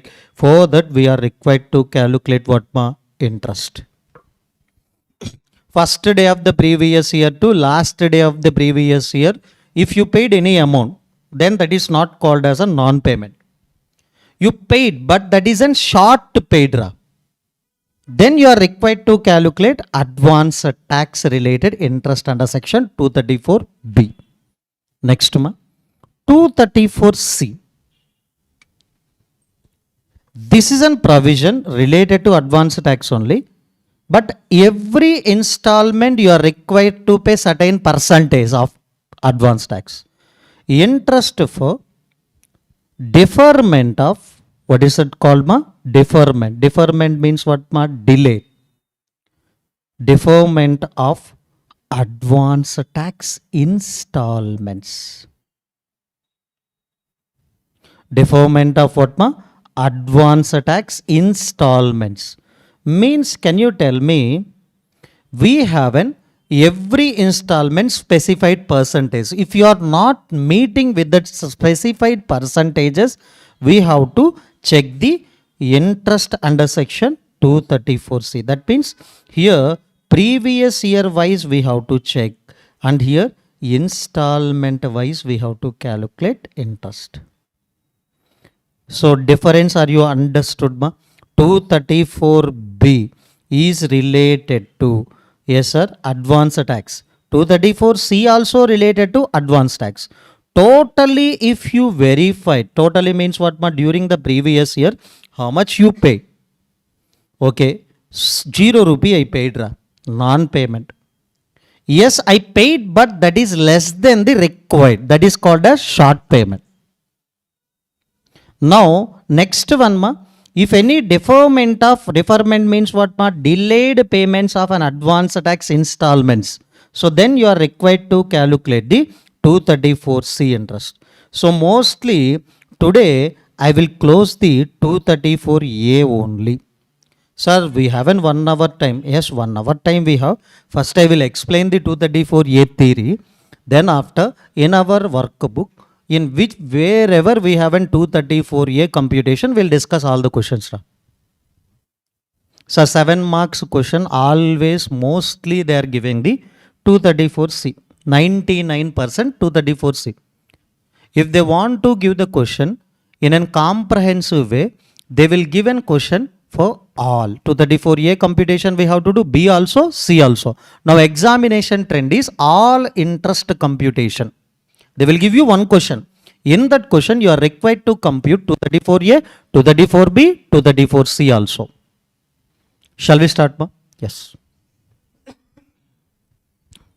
234A. Quickly, I will write it down, ra?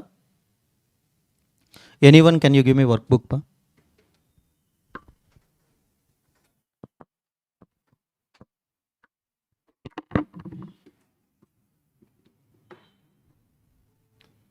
Sorry, handwritten marks.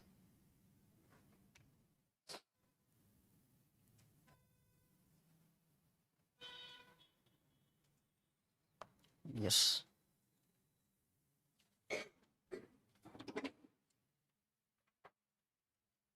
Now, ma. So 234A I will start, ma.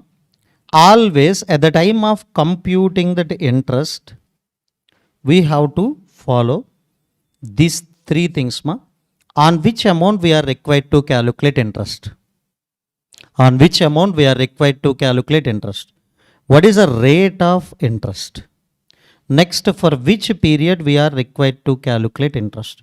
If you identify the, yes sir, if you identify the three things, then it's over. What are the three things, ma? Amount, rate of interest, period. Sir, why we are calculating that interest here, ma? Interest for non-filing or late filing of ROI. Two consequences, ma. First consequence is non-filing. Second consequence, late filing. Now I will start the, whatever the three components we are required to learn, I will tell you that all the three components, ma, amount.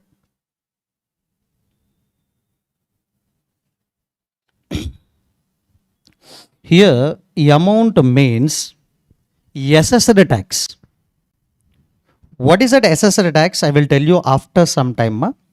Assessed tax means here maybe self-assessed tax or AO determined tax. Sir, why sir you are taking two things? If SSC computing that interest, we have to take the self-assessed tax. If AO computing interest, AO computed tax only we have to take. Sir, both the persons will compute interest under section 234A. Yes, in your CMA final level only they are given this point, not in CA final also.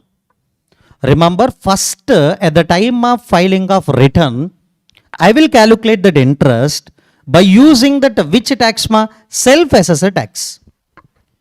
If that is computed by assessing officer, we have to take the what, ma? Assessing officer determined tax. Okay, don't think about it. I will give you that clarity in the further discussions also. Now, sir, why I need to pay the interest on total? Before before payment of this tax in which year, ma? Assessment year, I already paid tax in the form of what, ma? Advance tax. During the previous year, I paid advance tax. I paid TDS also. I paid in the form of what, ma? TCS also. Do I need to pay this tax again? Not required. That's why you can take the what, ma? Credit. And one more thing, ma, if any arrears of salary is there, Yes, they can provide the relief under section 89(1). Relief means no need to pay the tax also. Yes, please reduce that all the things. This is only, we can call it as an shortfall. On the shortfall amount only, we can calculate interest. So I think you are understanding the logic behind deduction of these credits. Reason, sir, if any balance I require to pay, example 1 lakh self-assessor tax is there. 50,000 these credits I am removing, not 50 ma, 55,000. Balance amount how much ma? 45,000. Now I can pay the interest only on which I require to pay to the government. How much I require to pay still? 45.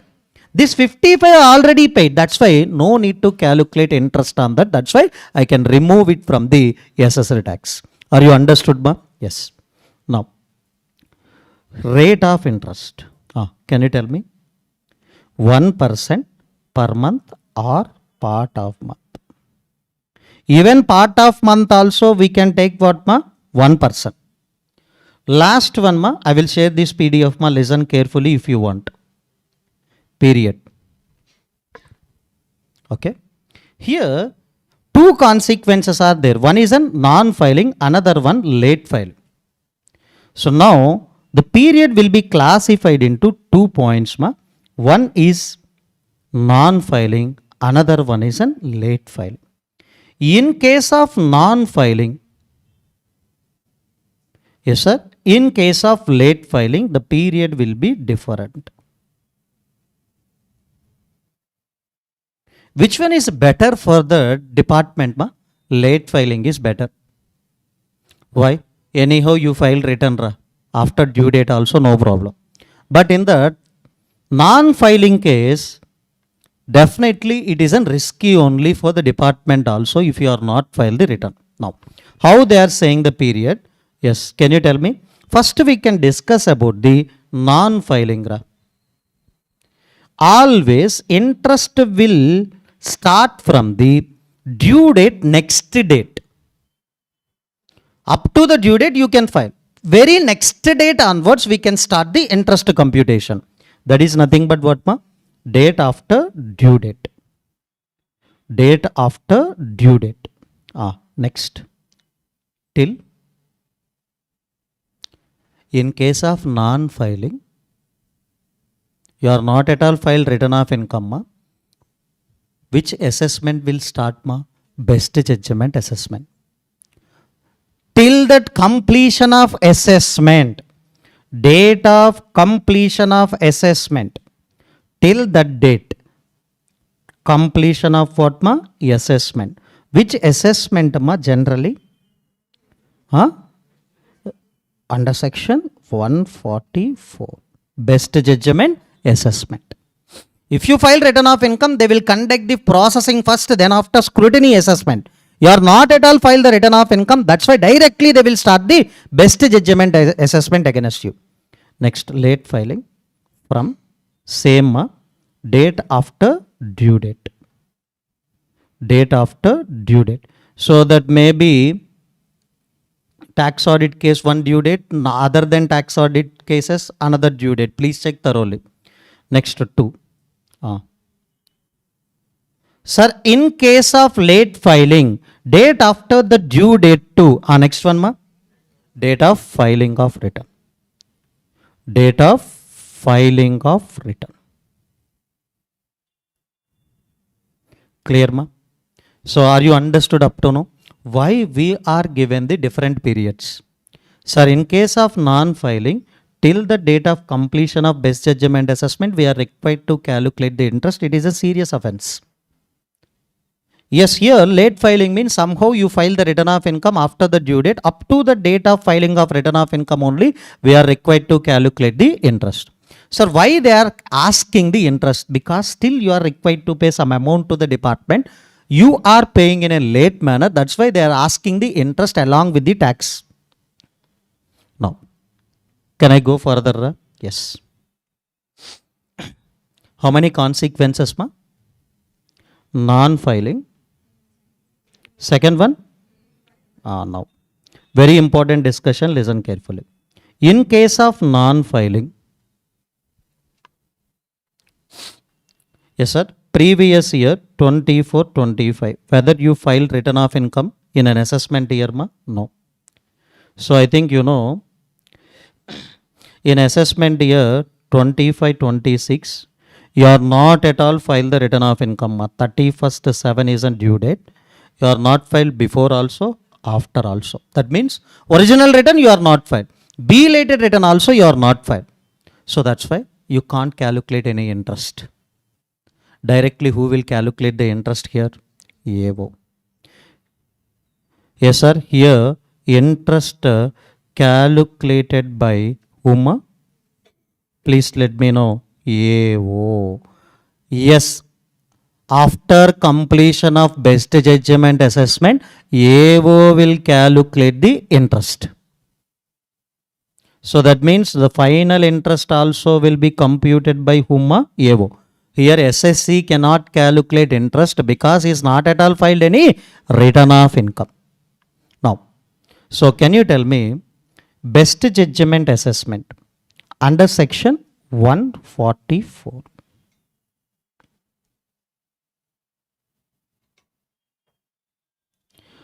Yes sir, what is that best judgment assessment ma? I think you know, if return not filed in the hands of that SSC, we can conduct the best judgment assessment. Now AO will issue the assessment order to the SSC. Yes sir, you are not filed the return of income. We are completed the assessment and we are given the order. Along with that, we can give the demand notice. This much of amount you are required to pay. In this demand notice, we can mention the whatever the tax you are required to pay. Along with that, we can give the what ma? Interest under section 234A. Who computed this interest ma? AO only. He will give that all the things in that assessment order. Yes. Definitely, sir. Out of, okay, if they are issuing the demand notice 1 lakh, in that 1 lakh, what is that interest under section 234A also they will mention. Now. So, are you understood ma? In case of non-filing, who required to compute that interest ma? AO. Sir, SSC not required to compute. Why? He is not at all filed any return of income. Can you tell me second consequence ma? Akka, late filing. If you refer the theory, then only you can understood the problems also. Directly we can't do problems. Okay. మహానుభావులు ఉంటారు చెప్తారులే కానీ డైరెక్ట్గా problems ఆ ఒక్క ప్రాబ్లమే నీకు అర్థమైంది, next problem నీకు అర్థం కాదు. Okay. Now non-filing, sorry, late filing case ma, previous year 24-25, whatever that income you earned, on that you are required to file the return in an 25-26. Yes. Now 31st 7 is a due date. You are not at all filed within the due date. But even though you are not filed the return of income within the due date, you have a chance to file the belated return. What is the time limit for the belated return ma? 3 months prior to end of the relevant assessment year akka. 31st 12 of an 25 or assessment completion. This is a random date I am given ma. 30th 9 2025. Whichever is earlier. Okay. This is whichever is earlier. Yes, you file the return on, yes sir, 29th 9 2025. So this is an 139.4. Yes, here you have to pay the 234F fees. Along with that, you have to calculate 234A interest also at the time of filing of what ma? Belated return. Are you understood ma? Now, who is required to calculate the interest in case of late filing ma? SSC. Who required to compute ma? SSC required to compute. Yes sir, SSC required to compute interest under section 234A. Now Example we can take, ma. In this, random numbers I am taking, don't ask sir how these amounts are came, random only. Your total income, yes sir, total income, you declared in your return of income, 30 lakhs. Tax, don't ask, just random 5 lakh. Tax how much, ma? 5 lakh. So now you calculated interest also. Yes, that amount is around 80,000. Random numbers I am taken. Don't ask sir how the tax will be 30 lakhs related 5 lakhs, sir, how interest also, don't ask. Just random numbers I am taken. Now, these are the things you filed or just you filed in your return of income. Now this should be verified by whom? AO. Sir, I think already I given the assessment completion details. Assessment completed on which date, ma? 30th night. Assessment completion. At the time of assessment, who will calculate the total income, ma? AO. So total income computed by AO, he is saying 40 lakh. Tax he calculated, that is nothing but what, ma? 6 lakh. And interest under section 234A, now who can recompute, ma? AO. Interest under section 234A, why he needs to recompute? Because total income increase, tax also increase. Remember, now interest also needs to recompute. So, in case of late filing, first who computed that, ma? SSC. Now, final interest required to be computed. Final interest or interest under section 234A required to be recomputed by whom, ma? SSC. Sorry, computed by whom, ma? AO. So that means 2 levels of computation is happened in case of what, ma? Late filing only. In case of non-filing, only who required to compute that interest, ma? AO. Are you understood? Right? Sir, why this difference in interest is came? Any idea? Remember, amount. Here already I told. At the time of you are computing that interest, you are means whom? SSC. We are required to take the self-assessed tax. On that only we are calculating the interest. Period will be same. In case of late filing, period will be what, ma? Date after the due date to date of filing of return only. Whether you are computed also, AO computation also, period will be same. Only the reason for difference is nothing but what, ma? Tax. At the time of your computation, yes, tax will be a self-assessed tax. At the time of AO computation, tax will be assessing officer determined tax. The period will be what, ma? Same. While you are computing also, the period will be next day after the due date to the date of filing of return of income. While computation done by the AO also, he will also take the same period. So that means at the time of assessment, assessing officer will recompute the interest also. Sir, if I am filing the return of income, yes, 30 lakh accepted by them. Okay, 5 lakh also correct. Now, no need to recompute. Why? The facts always same. Whatever the details you are furnished in your return of income, the same details they are accepting means no need to recompute that interest. So now I am asking some questions. Please let me know, ma. For which consequences we are required to calculate interest under section 234A? Non-filing, late filing. What is that amount on which we are required to calculate the interest? SSC tax. SSC tax means at the time of SSC computation, self-assessed tax. At the time of AO computation, AO determined tax minus TDS, TCS, advance tax, relief under section 89(1). What is the rate of interest? 1%. What is the period? Period means nothing but non-filing period is date after the due date to date of completion of assessment under section 144. In case of late filing, date after the due date to the date of filing of return of income.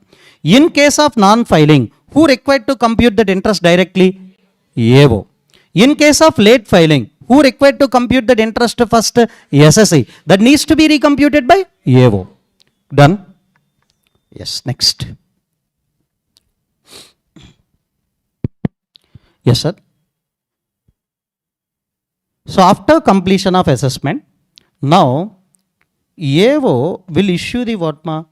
Assessment order to the SSE. Along with the assessment order,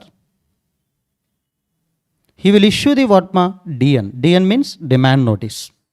Now in this demand notice, what are the amounts he can ask ma? So tax difference amount 1 lakh, definitely they will ask. Interest under section 234A, also they will ask only 20,000. Why ma? Already whatever that amount you paid, that should be adjusted against the 1 lakh. The balance amount only they will ask. Whatever that interest paid at the time of self-assessed tax or at the time of self-assessment, that should be adjusted against the what ma? Final interest under section 234A. Whatever you paid at the time of self-assessment, that should be adjusted against the final interest. The balance only they will call. Done? Now. One more important point, then after we can go for the problems. One more thing. I am telling the 100% provision. So I am not at all excluding even 1%. In regular batch, they know whether I am okay. Slowly we are discussing in regular batch. In revision batch or exam oriented batch, in speed manner only I am covering. If you have any doubt, you can ask at any time also, no problem. Okay. More than this, if I am discussing anything in regular batch, you can ask with them. No. Next. But total shortfall. Yes, shortfall means nothing but what ma? This is an amount we are required to pay to the government after reduction of all credits. Suppose 5 lakh is there.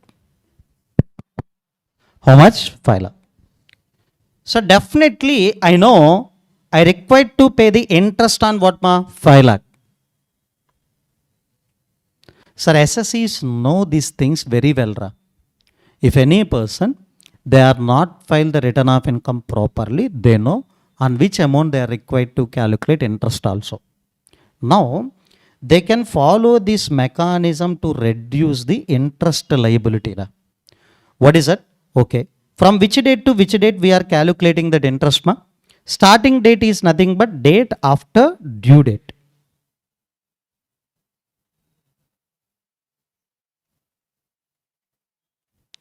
Date after due date.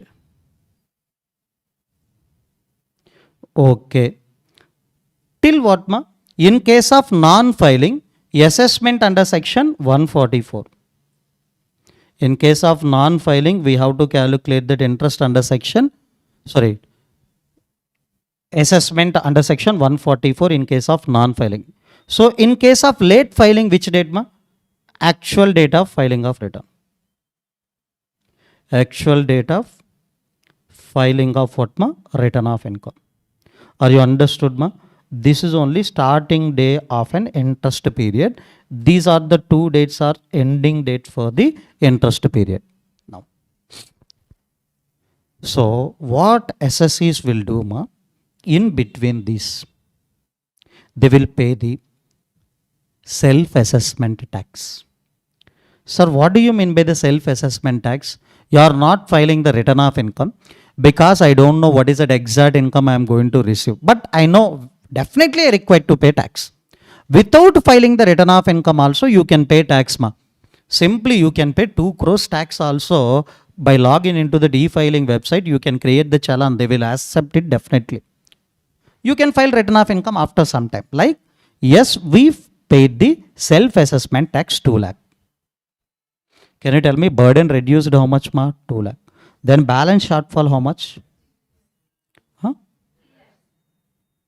Balance shortfall 3 lakh. Now, interest should be computed for this period. Interest under section 234A on how much amount ma? 5 lakh only, because up to this period, yes sir, what is the shortfall? 5 lakh. But after payment of this self-assessment tax, shortfall reduced. Yes, so now interest under section 234A is required to be computed on how much ma? 3 lakh only. Because of self-assessment tax payment without filing of return of income, your interest burden is reduced or not ma? Yes. Sir, if you are not at all paid self-assessment tax for this entire period, I require to calculate the interest on how much amount ma? 5 lakh. Because of self-assessment tax paid, I am breaking down the interest computation period into 2 parts. Before self-assessment tax, on total shortfall, I require to calculate the interest.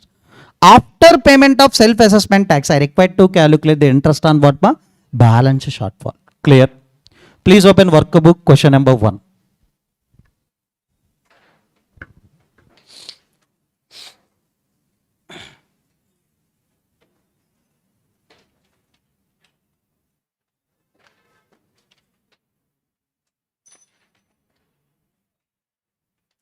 Yes sir, please use calculators sir.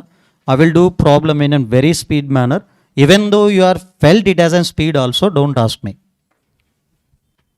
Okay. You are required to use the calculators. Workbook question number 1. Page number, any idea? 60. Now, so calculate interest under section 234A. They are given the 3 cases. In these 3 cases, we are required to compute the interest.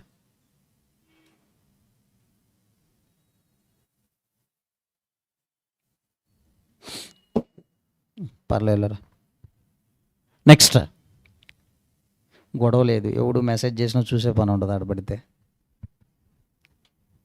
Now name of ఎస్ఎస్ఈస్ are 3 మా. Remember individual, company, individual.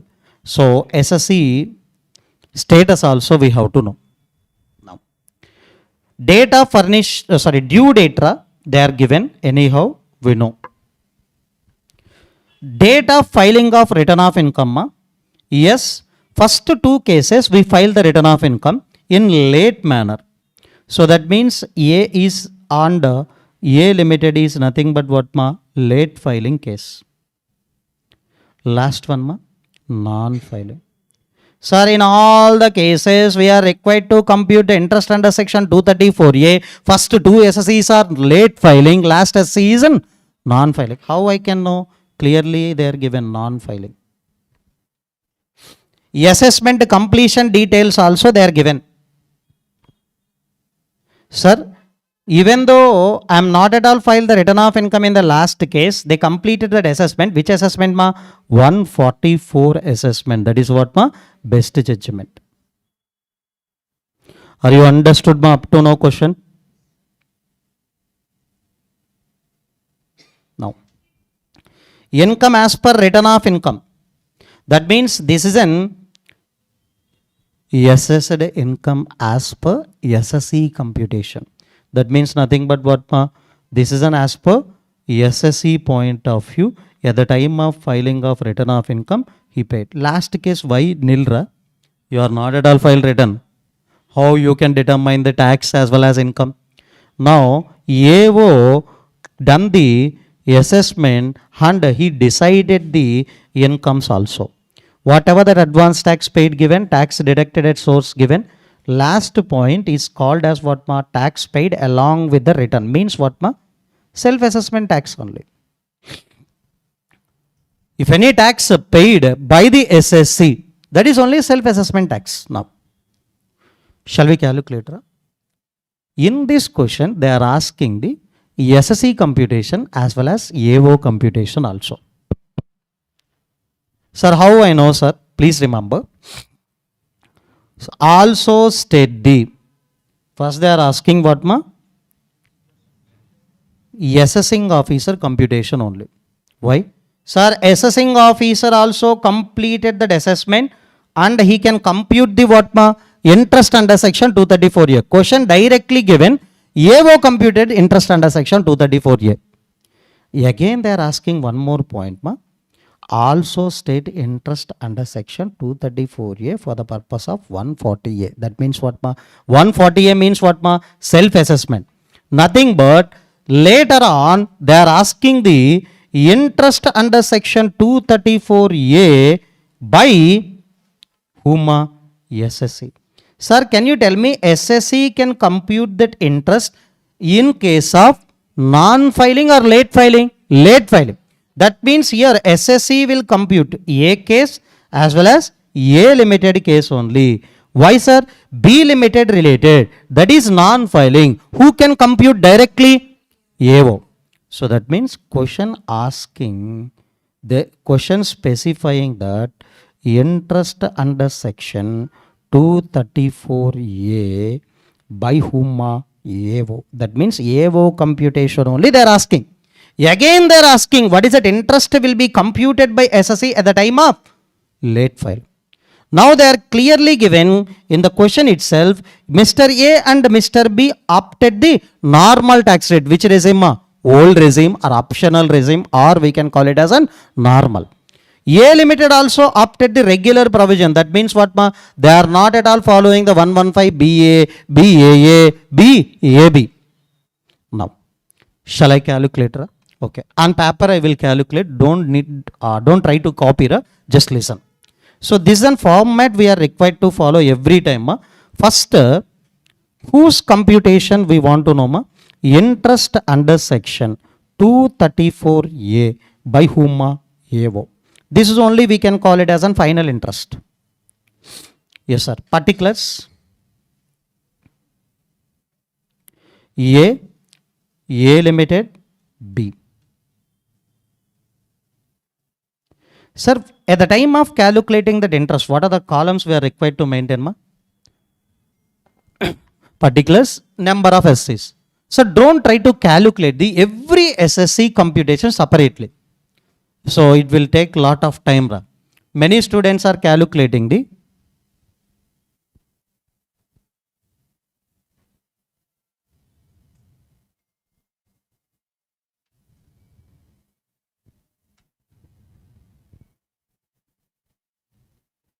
yes sir, I don't know Hindi sir. Whether you are saying anything also, I don't know. Okay.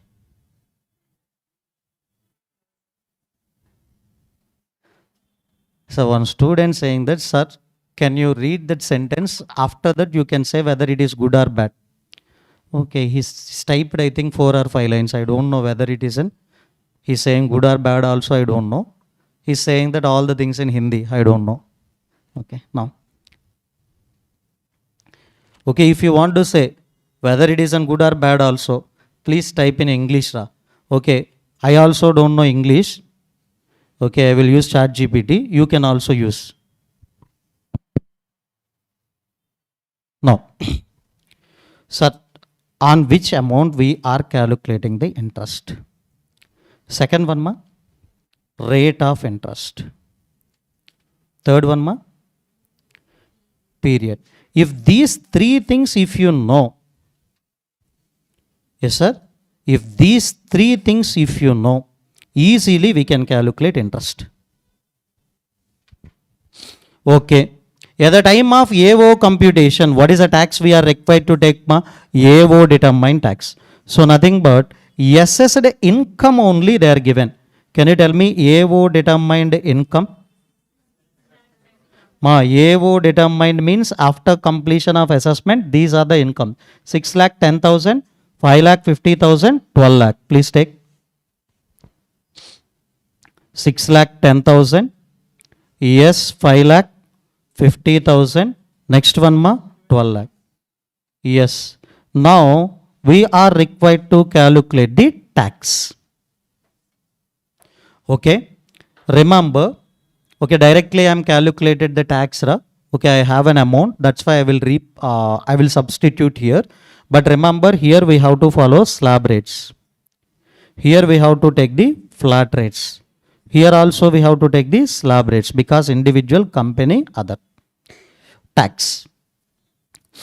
So directly I will say, here tax means what ma? Income tax. If surcharge applicable, surcharge also plus health and education says, I think I will get 35,880. If anything is, yes or not in that rounding off of tens, you can do the rounding off also here. 1,71,600. Next one ma, 1,79,400. On this directly we can calculate interest, no. We can reduce the what ma? So definitely we can say this is an assessed tax. Assessed tax means who determined this tax ma? AO. From this we can reduce the TDS, TCS as well as what ma? Advance tax. So in this question, whatever the TDS, TCS, advance tax given, please reduce it. Yes, whatever the TDS, TCS, advance tax given, yes sir, TDS, TCS, I think 10,000. Advance tax how much ma? Please verify the question, and if anything is wrong, please let me know. Next 15,000. Next one ma? 25,000 advance tax. Next one ma? 80,000. Huh? So 80,000. Yes. Please tell me, this is only we can take it as shortfall. Am I right? Yes, in theory also we are written like that only. SSL tax minus TDS, TCS, advance tax. If any other credits are given, you can reduce. Yes, please let me know what is that amount ma? 15,880. 15,880. Next one ma? 1,31,600. Next one ma? 19,400. So remember, the shortfall always should be rounded off to. Remember, whatever that amount on which we are required to calculate interest, that should be rounded off to lowest multiples of 100. This is one rule in our income tax as well as GST. On which amount we are required to calculate interest, that should be rounded off to lowest multiple of 100. Can you tell me? This is an 15,800. Already it is rounding off in hundreds only, no need to touch. Are you understood ma? How to rounding off ma? On this amount we are required to calculate interest. Now that should be rounded off to lowest multiples of 100. That means we have to ignore the fractions. Here 80 is there, ignore. Now, rate of interest, you know, 1%, 1%, 1% per month or part of the month. Period. Mr. A case, it is a late filing or non-filing? Late filing. Late filing means, yes sir, due date next day. Due date next day means nothing but what ma? 1st August. 2. So actually he filed return of income on which date ma? 4th December. Now please calculate the number of months ma? August, September, October, November, December. How many months ma? 5 months. Next case, it is called of what ma? Non-filing. Period also will be started from the next day after the due date. 31st October, next day is nothing but what ma? 1st November. To what date? Date of completion of assessment. What is that assessment completion date? 28th December. How many months ma? November, December. 2 months.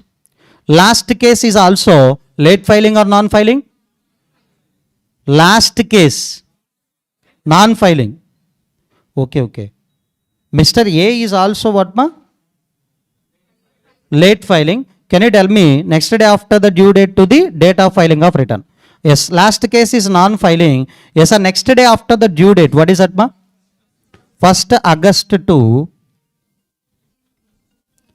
yes sir, date of completion of assessment. What is that ma? How many months? 7 months. Right ma? So remember, it is an late filing. It is an non-filing. So now we calculated all the components required for computing interest. Amount, interest, period. So please multiply and tell me interest under section 234A. This computation done by whom? AO. Yes, 790 you will get ma if you multiply the three variables, and here 2632 you will get, and last one 1358 you will get. Done.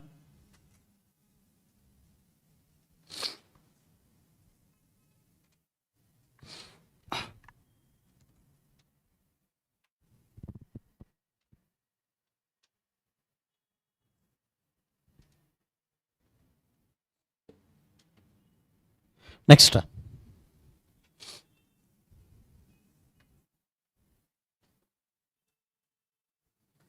Sir, again they are asking one more.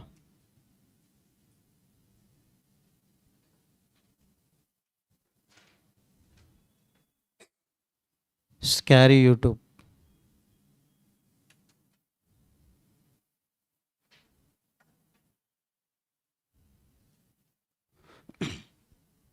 Now, again they are asking second part of the question, interest computed by whom?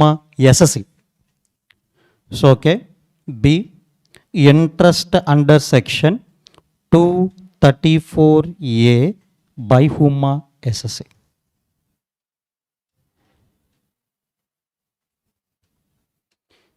Yes, remember, SSE will compute the interest only in case of what ma?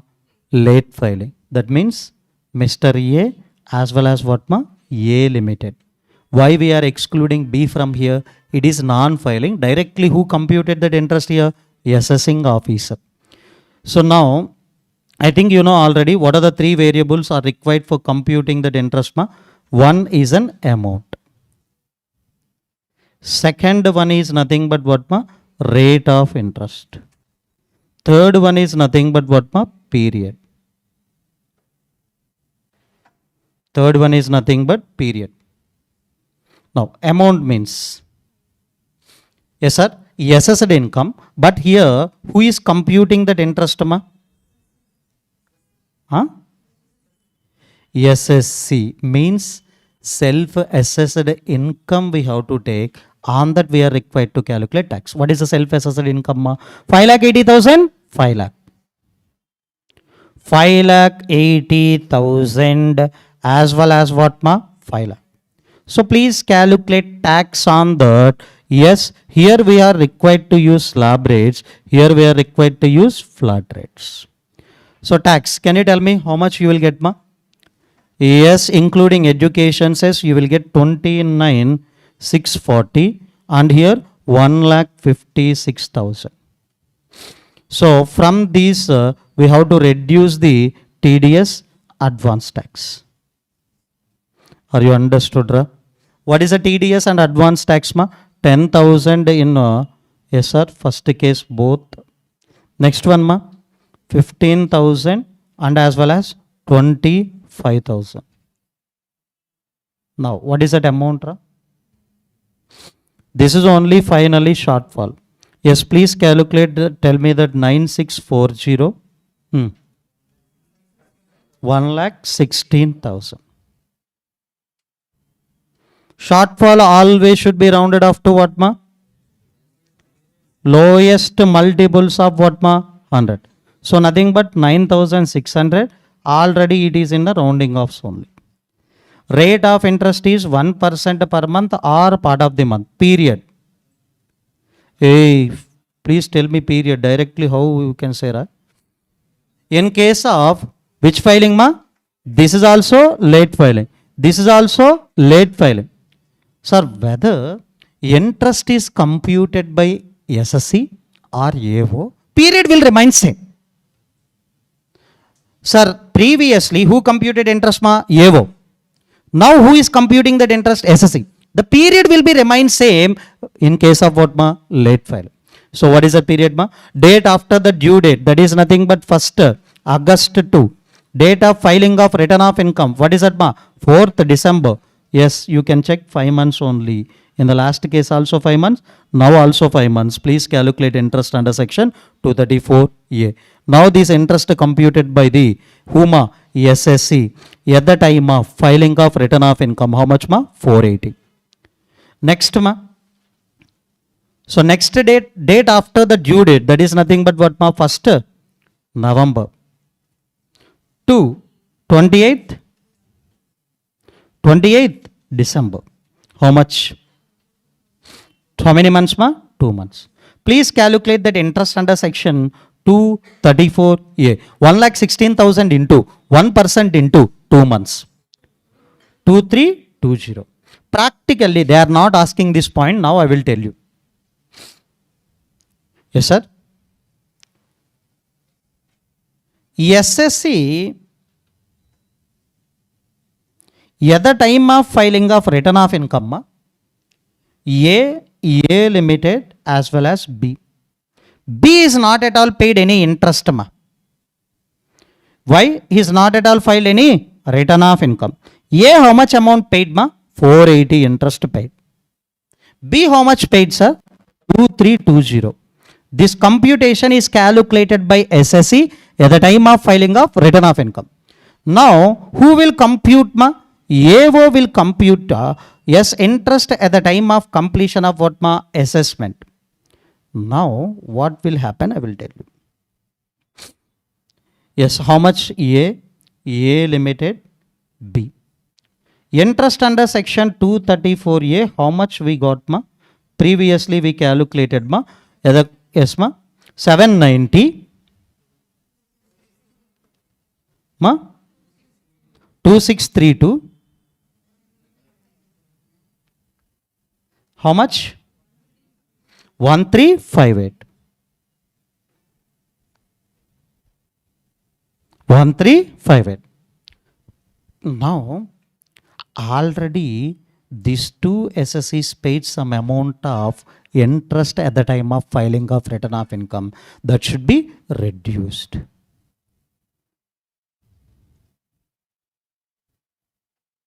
Balance only required to pay. They are not at all asked in this question, but you have to know. That is only. If any interest paid at the time of self-assessment tax, that interest can be adjusted against the what, final interest computed by the AO at the time of assessment. Clear? Question number 1 is done. Sir, in exam, whether they are asking the AO computation or SSC computation, you should know. Sir, how can I know? If they are given the complete details about the assessment also. In this question, they are given the assessed income, assessment completion date, all the things they are given. Now, that's why we can calculate the interest computation done by whom? AO. Now,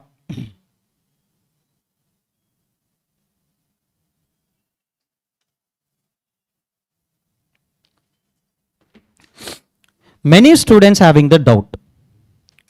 Sir, why you are not considered the self-assessment tax paid, sir? If any self-assessment tax paid, then we have to break down that interest computation period into 2 parts. So first we have to calculate on total shortfall, then after we have to calculate on balance shortfall. Then why we are not considered that?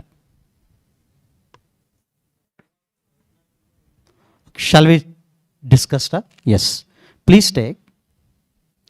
Yes. In all cases, self-assessment tax paid are only 2 cases.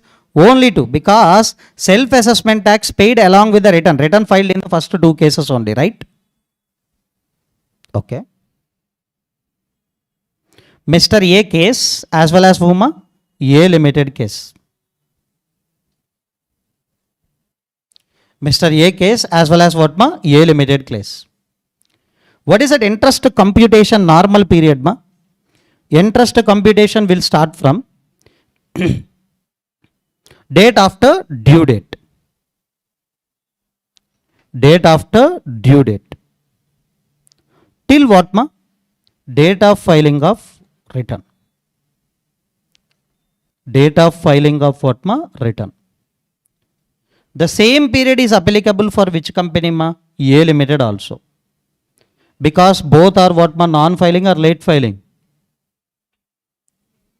Late filing only. Yes, sir.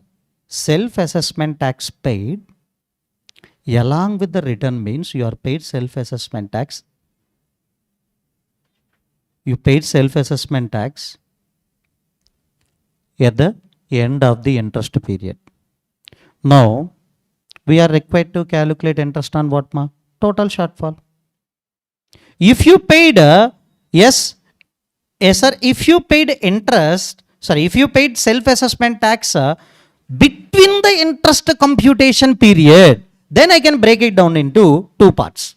But here you paid self-assessment tax at the time of filing of return of income means, yes, up to this date only I have to calculate interest. Up to this date only I have to calculate what, ma? Interest. So now, no need to consider that point. If I am paying that interest, sorry, self-assessment tax on any day in between this period, then I can breaking down into, I need to break it down into period into two parts. First, on total shortfall, then after balance shortfall. Are you understood the reason, ra? Why I am not at all consider the self-assessment tax paid? Self-assessment tax paid is happened on the interest computation last date. Then up to this total shortfall only. Up to the payment of self-assessed tax. Up to the payment of self-assessed tax. Interest on what, ma? Total shortfall. Here also we are doing the same thing. Up to the self-assessment tax paid, please calculate interest on total shortfall. That only we are doing. Are you understood, ma? Next. Okay. Question number 1 done, ra? Next, I want to start with the question number 7.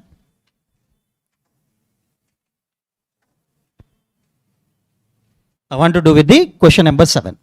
In question number 7, they are given the details and they are asking the 234A as well as 234B also. But now I will discuss the 234A computations.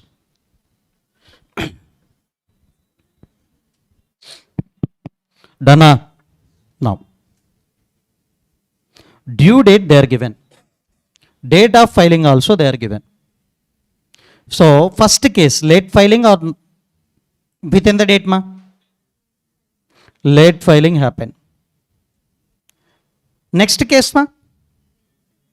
Late filing. Next case, ma? Within the date. So that's why no need to calculate the interest under section 234A. Because due date is October, we file return within that what, ma? August month only. That's why within the date only. That's why 234A interest is not required. Last case, ma? Late filing. Now in this question, is there any assessment completion details? Please check it out. Total question, ma. Assessment completion details are given, huh? No. So that means interest needs to be computed by whom, ma? SSC.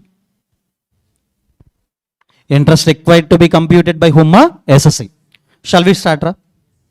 So next, ma, okay, I will tell you this question number 7, but question number 8, sorry, not 8, ma. Question number 9 and 10 is the same questions, ra. So, but amounts are changing, format also change, same. But these are the question number 9 and 10. Is given the 234A, 234B, 234C computations. What are that? 234A, 234B, 234C computations. So, but in your free time, please solve 234A today itself. Question number 9 and question number 10, same questions, but numbers changed. 234A you can do on your own. That's enough. So now I will tell you what is that question number, ma? 7. Can I do, ra? Yes. Please give me help, ma. Interest under section. Question number 7. Interest under section 234A. So columnar method only best for doing the sums. Why? If you are taken one SSE for one time, it will take multiple times, ra. So that's why which SSEs are given, ma? Mr. X, Y, A limited, B limited. A limited, B limited. So I'm not at all interested to compute the A limited. Why? Ra? So that is filed within that what ma due date. But you have to write it on note point why we are not computing for the A limited. So now, what are the three things ma? Amount compute. Next one ma? Rate of interest. Period. All are what ma? Late filing only, I think. Now, amount means assessed income they are given ma. Assessed income. Here who are computing ma? SSE only. So that's why what is that assessed income? So first case ma, you have to compute 7,50,000. 7,50,000. Second case ma,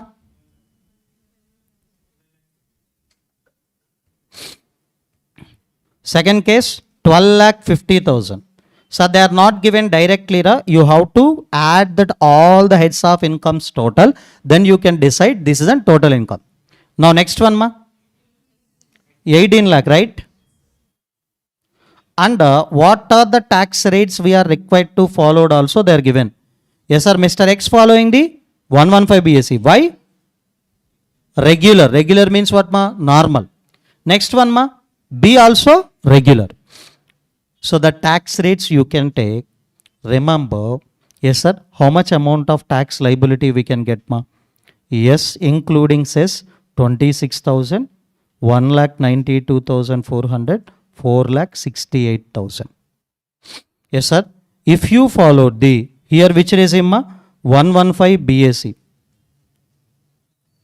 Next one ma, old regime. Last one ma, normal rates only. If you follow this, so what is the tax you will get ma? Please copy that amount. 26,000. Next one ma, 1,92,400. Next one ma, 4,68,000. Ma, you know, I think you how to compute the tax liability. Yesterday we discussed the tax rates totally. Cess also you are required to add. From this we can reduce the TDS, TCS, advance tax. TDS, TCS, advance tax. Then only you can get what ma? Shortfall. Yes sir. Please reduce the TDS amount, TCS amount and advance tax. Sir, in first case there is no TDS, TCS ma. Second case ma, 60,000 total. Third case ma, 2 lakh. Yes, please tell me ma. Nil. Sorry. Nil. How much ma? 60,000. Next one ma. Next one 2 lakh. So can you tell me shortfall ma? 26,000. 1 lakh. Next one ma. What is the 234A interest rate? All are non-filing ra. Sorry, all are late filing. Sorry, all are late filing. So next, date after the due date 2, date of filing of return of income. What is that? Due date here ma? 31st October. Sorry. 31st July. Next day after means what ma? 1st August. 1st August 2. Yes ma? 1st August 2. 31st. So how many months ma? August, September, October. How many months? 3 months. Next one ma? Due date is nothing but 31st 7. Yes, you filed on 31st December. Means nothing but 1st August to 31st December. How many months ma? Last case ma? Due date October. You filed on what ma? December. So nothing but 1st November to 1st November to 2nd December. Yes, how many months ma? 2 months. So please multiply these three variables ma? 26,000, 1% into 3 months. Ma? 780. Next. 1,32,400, 1% into 5 months.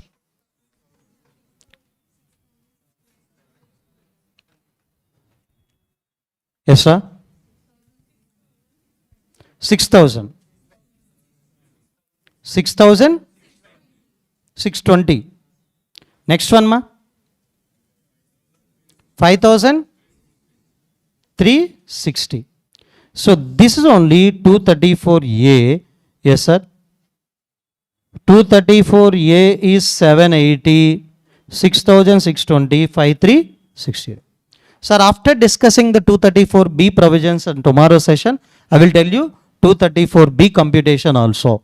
In examination trends present, they are given the one question. In that you are required to compute A, B, C also. So 234A in and out done ra. Okay. So first question 234A only. Seventh question B and A combination. Next 9th and 10th question ABC combination.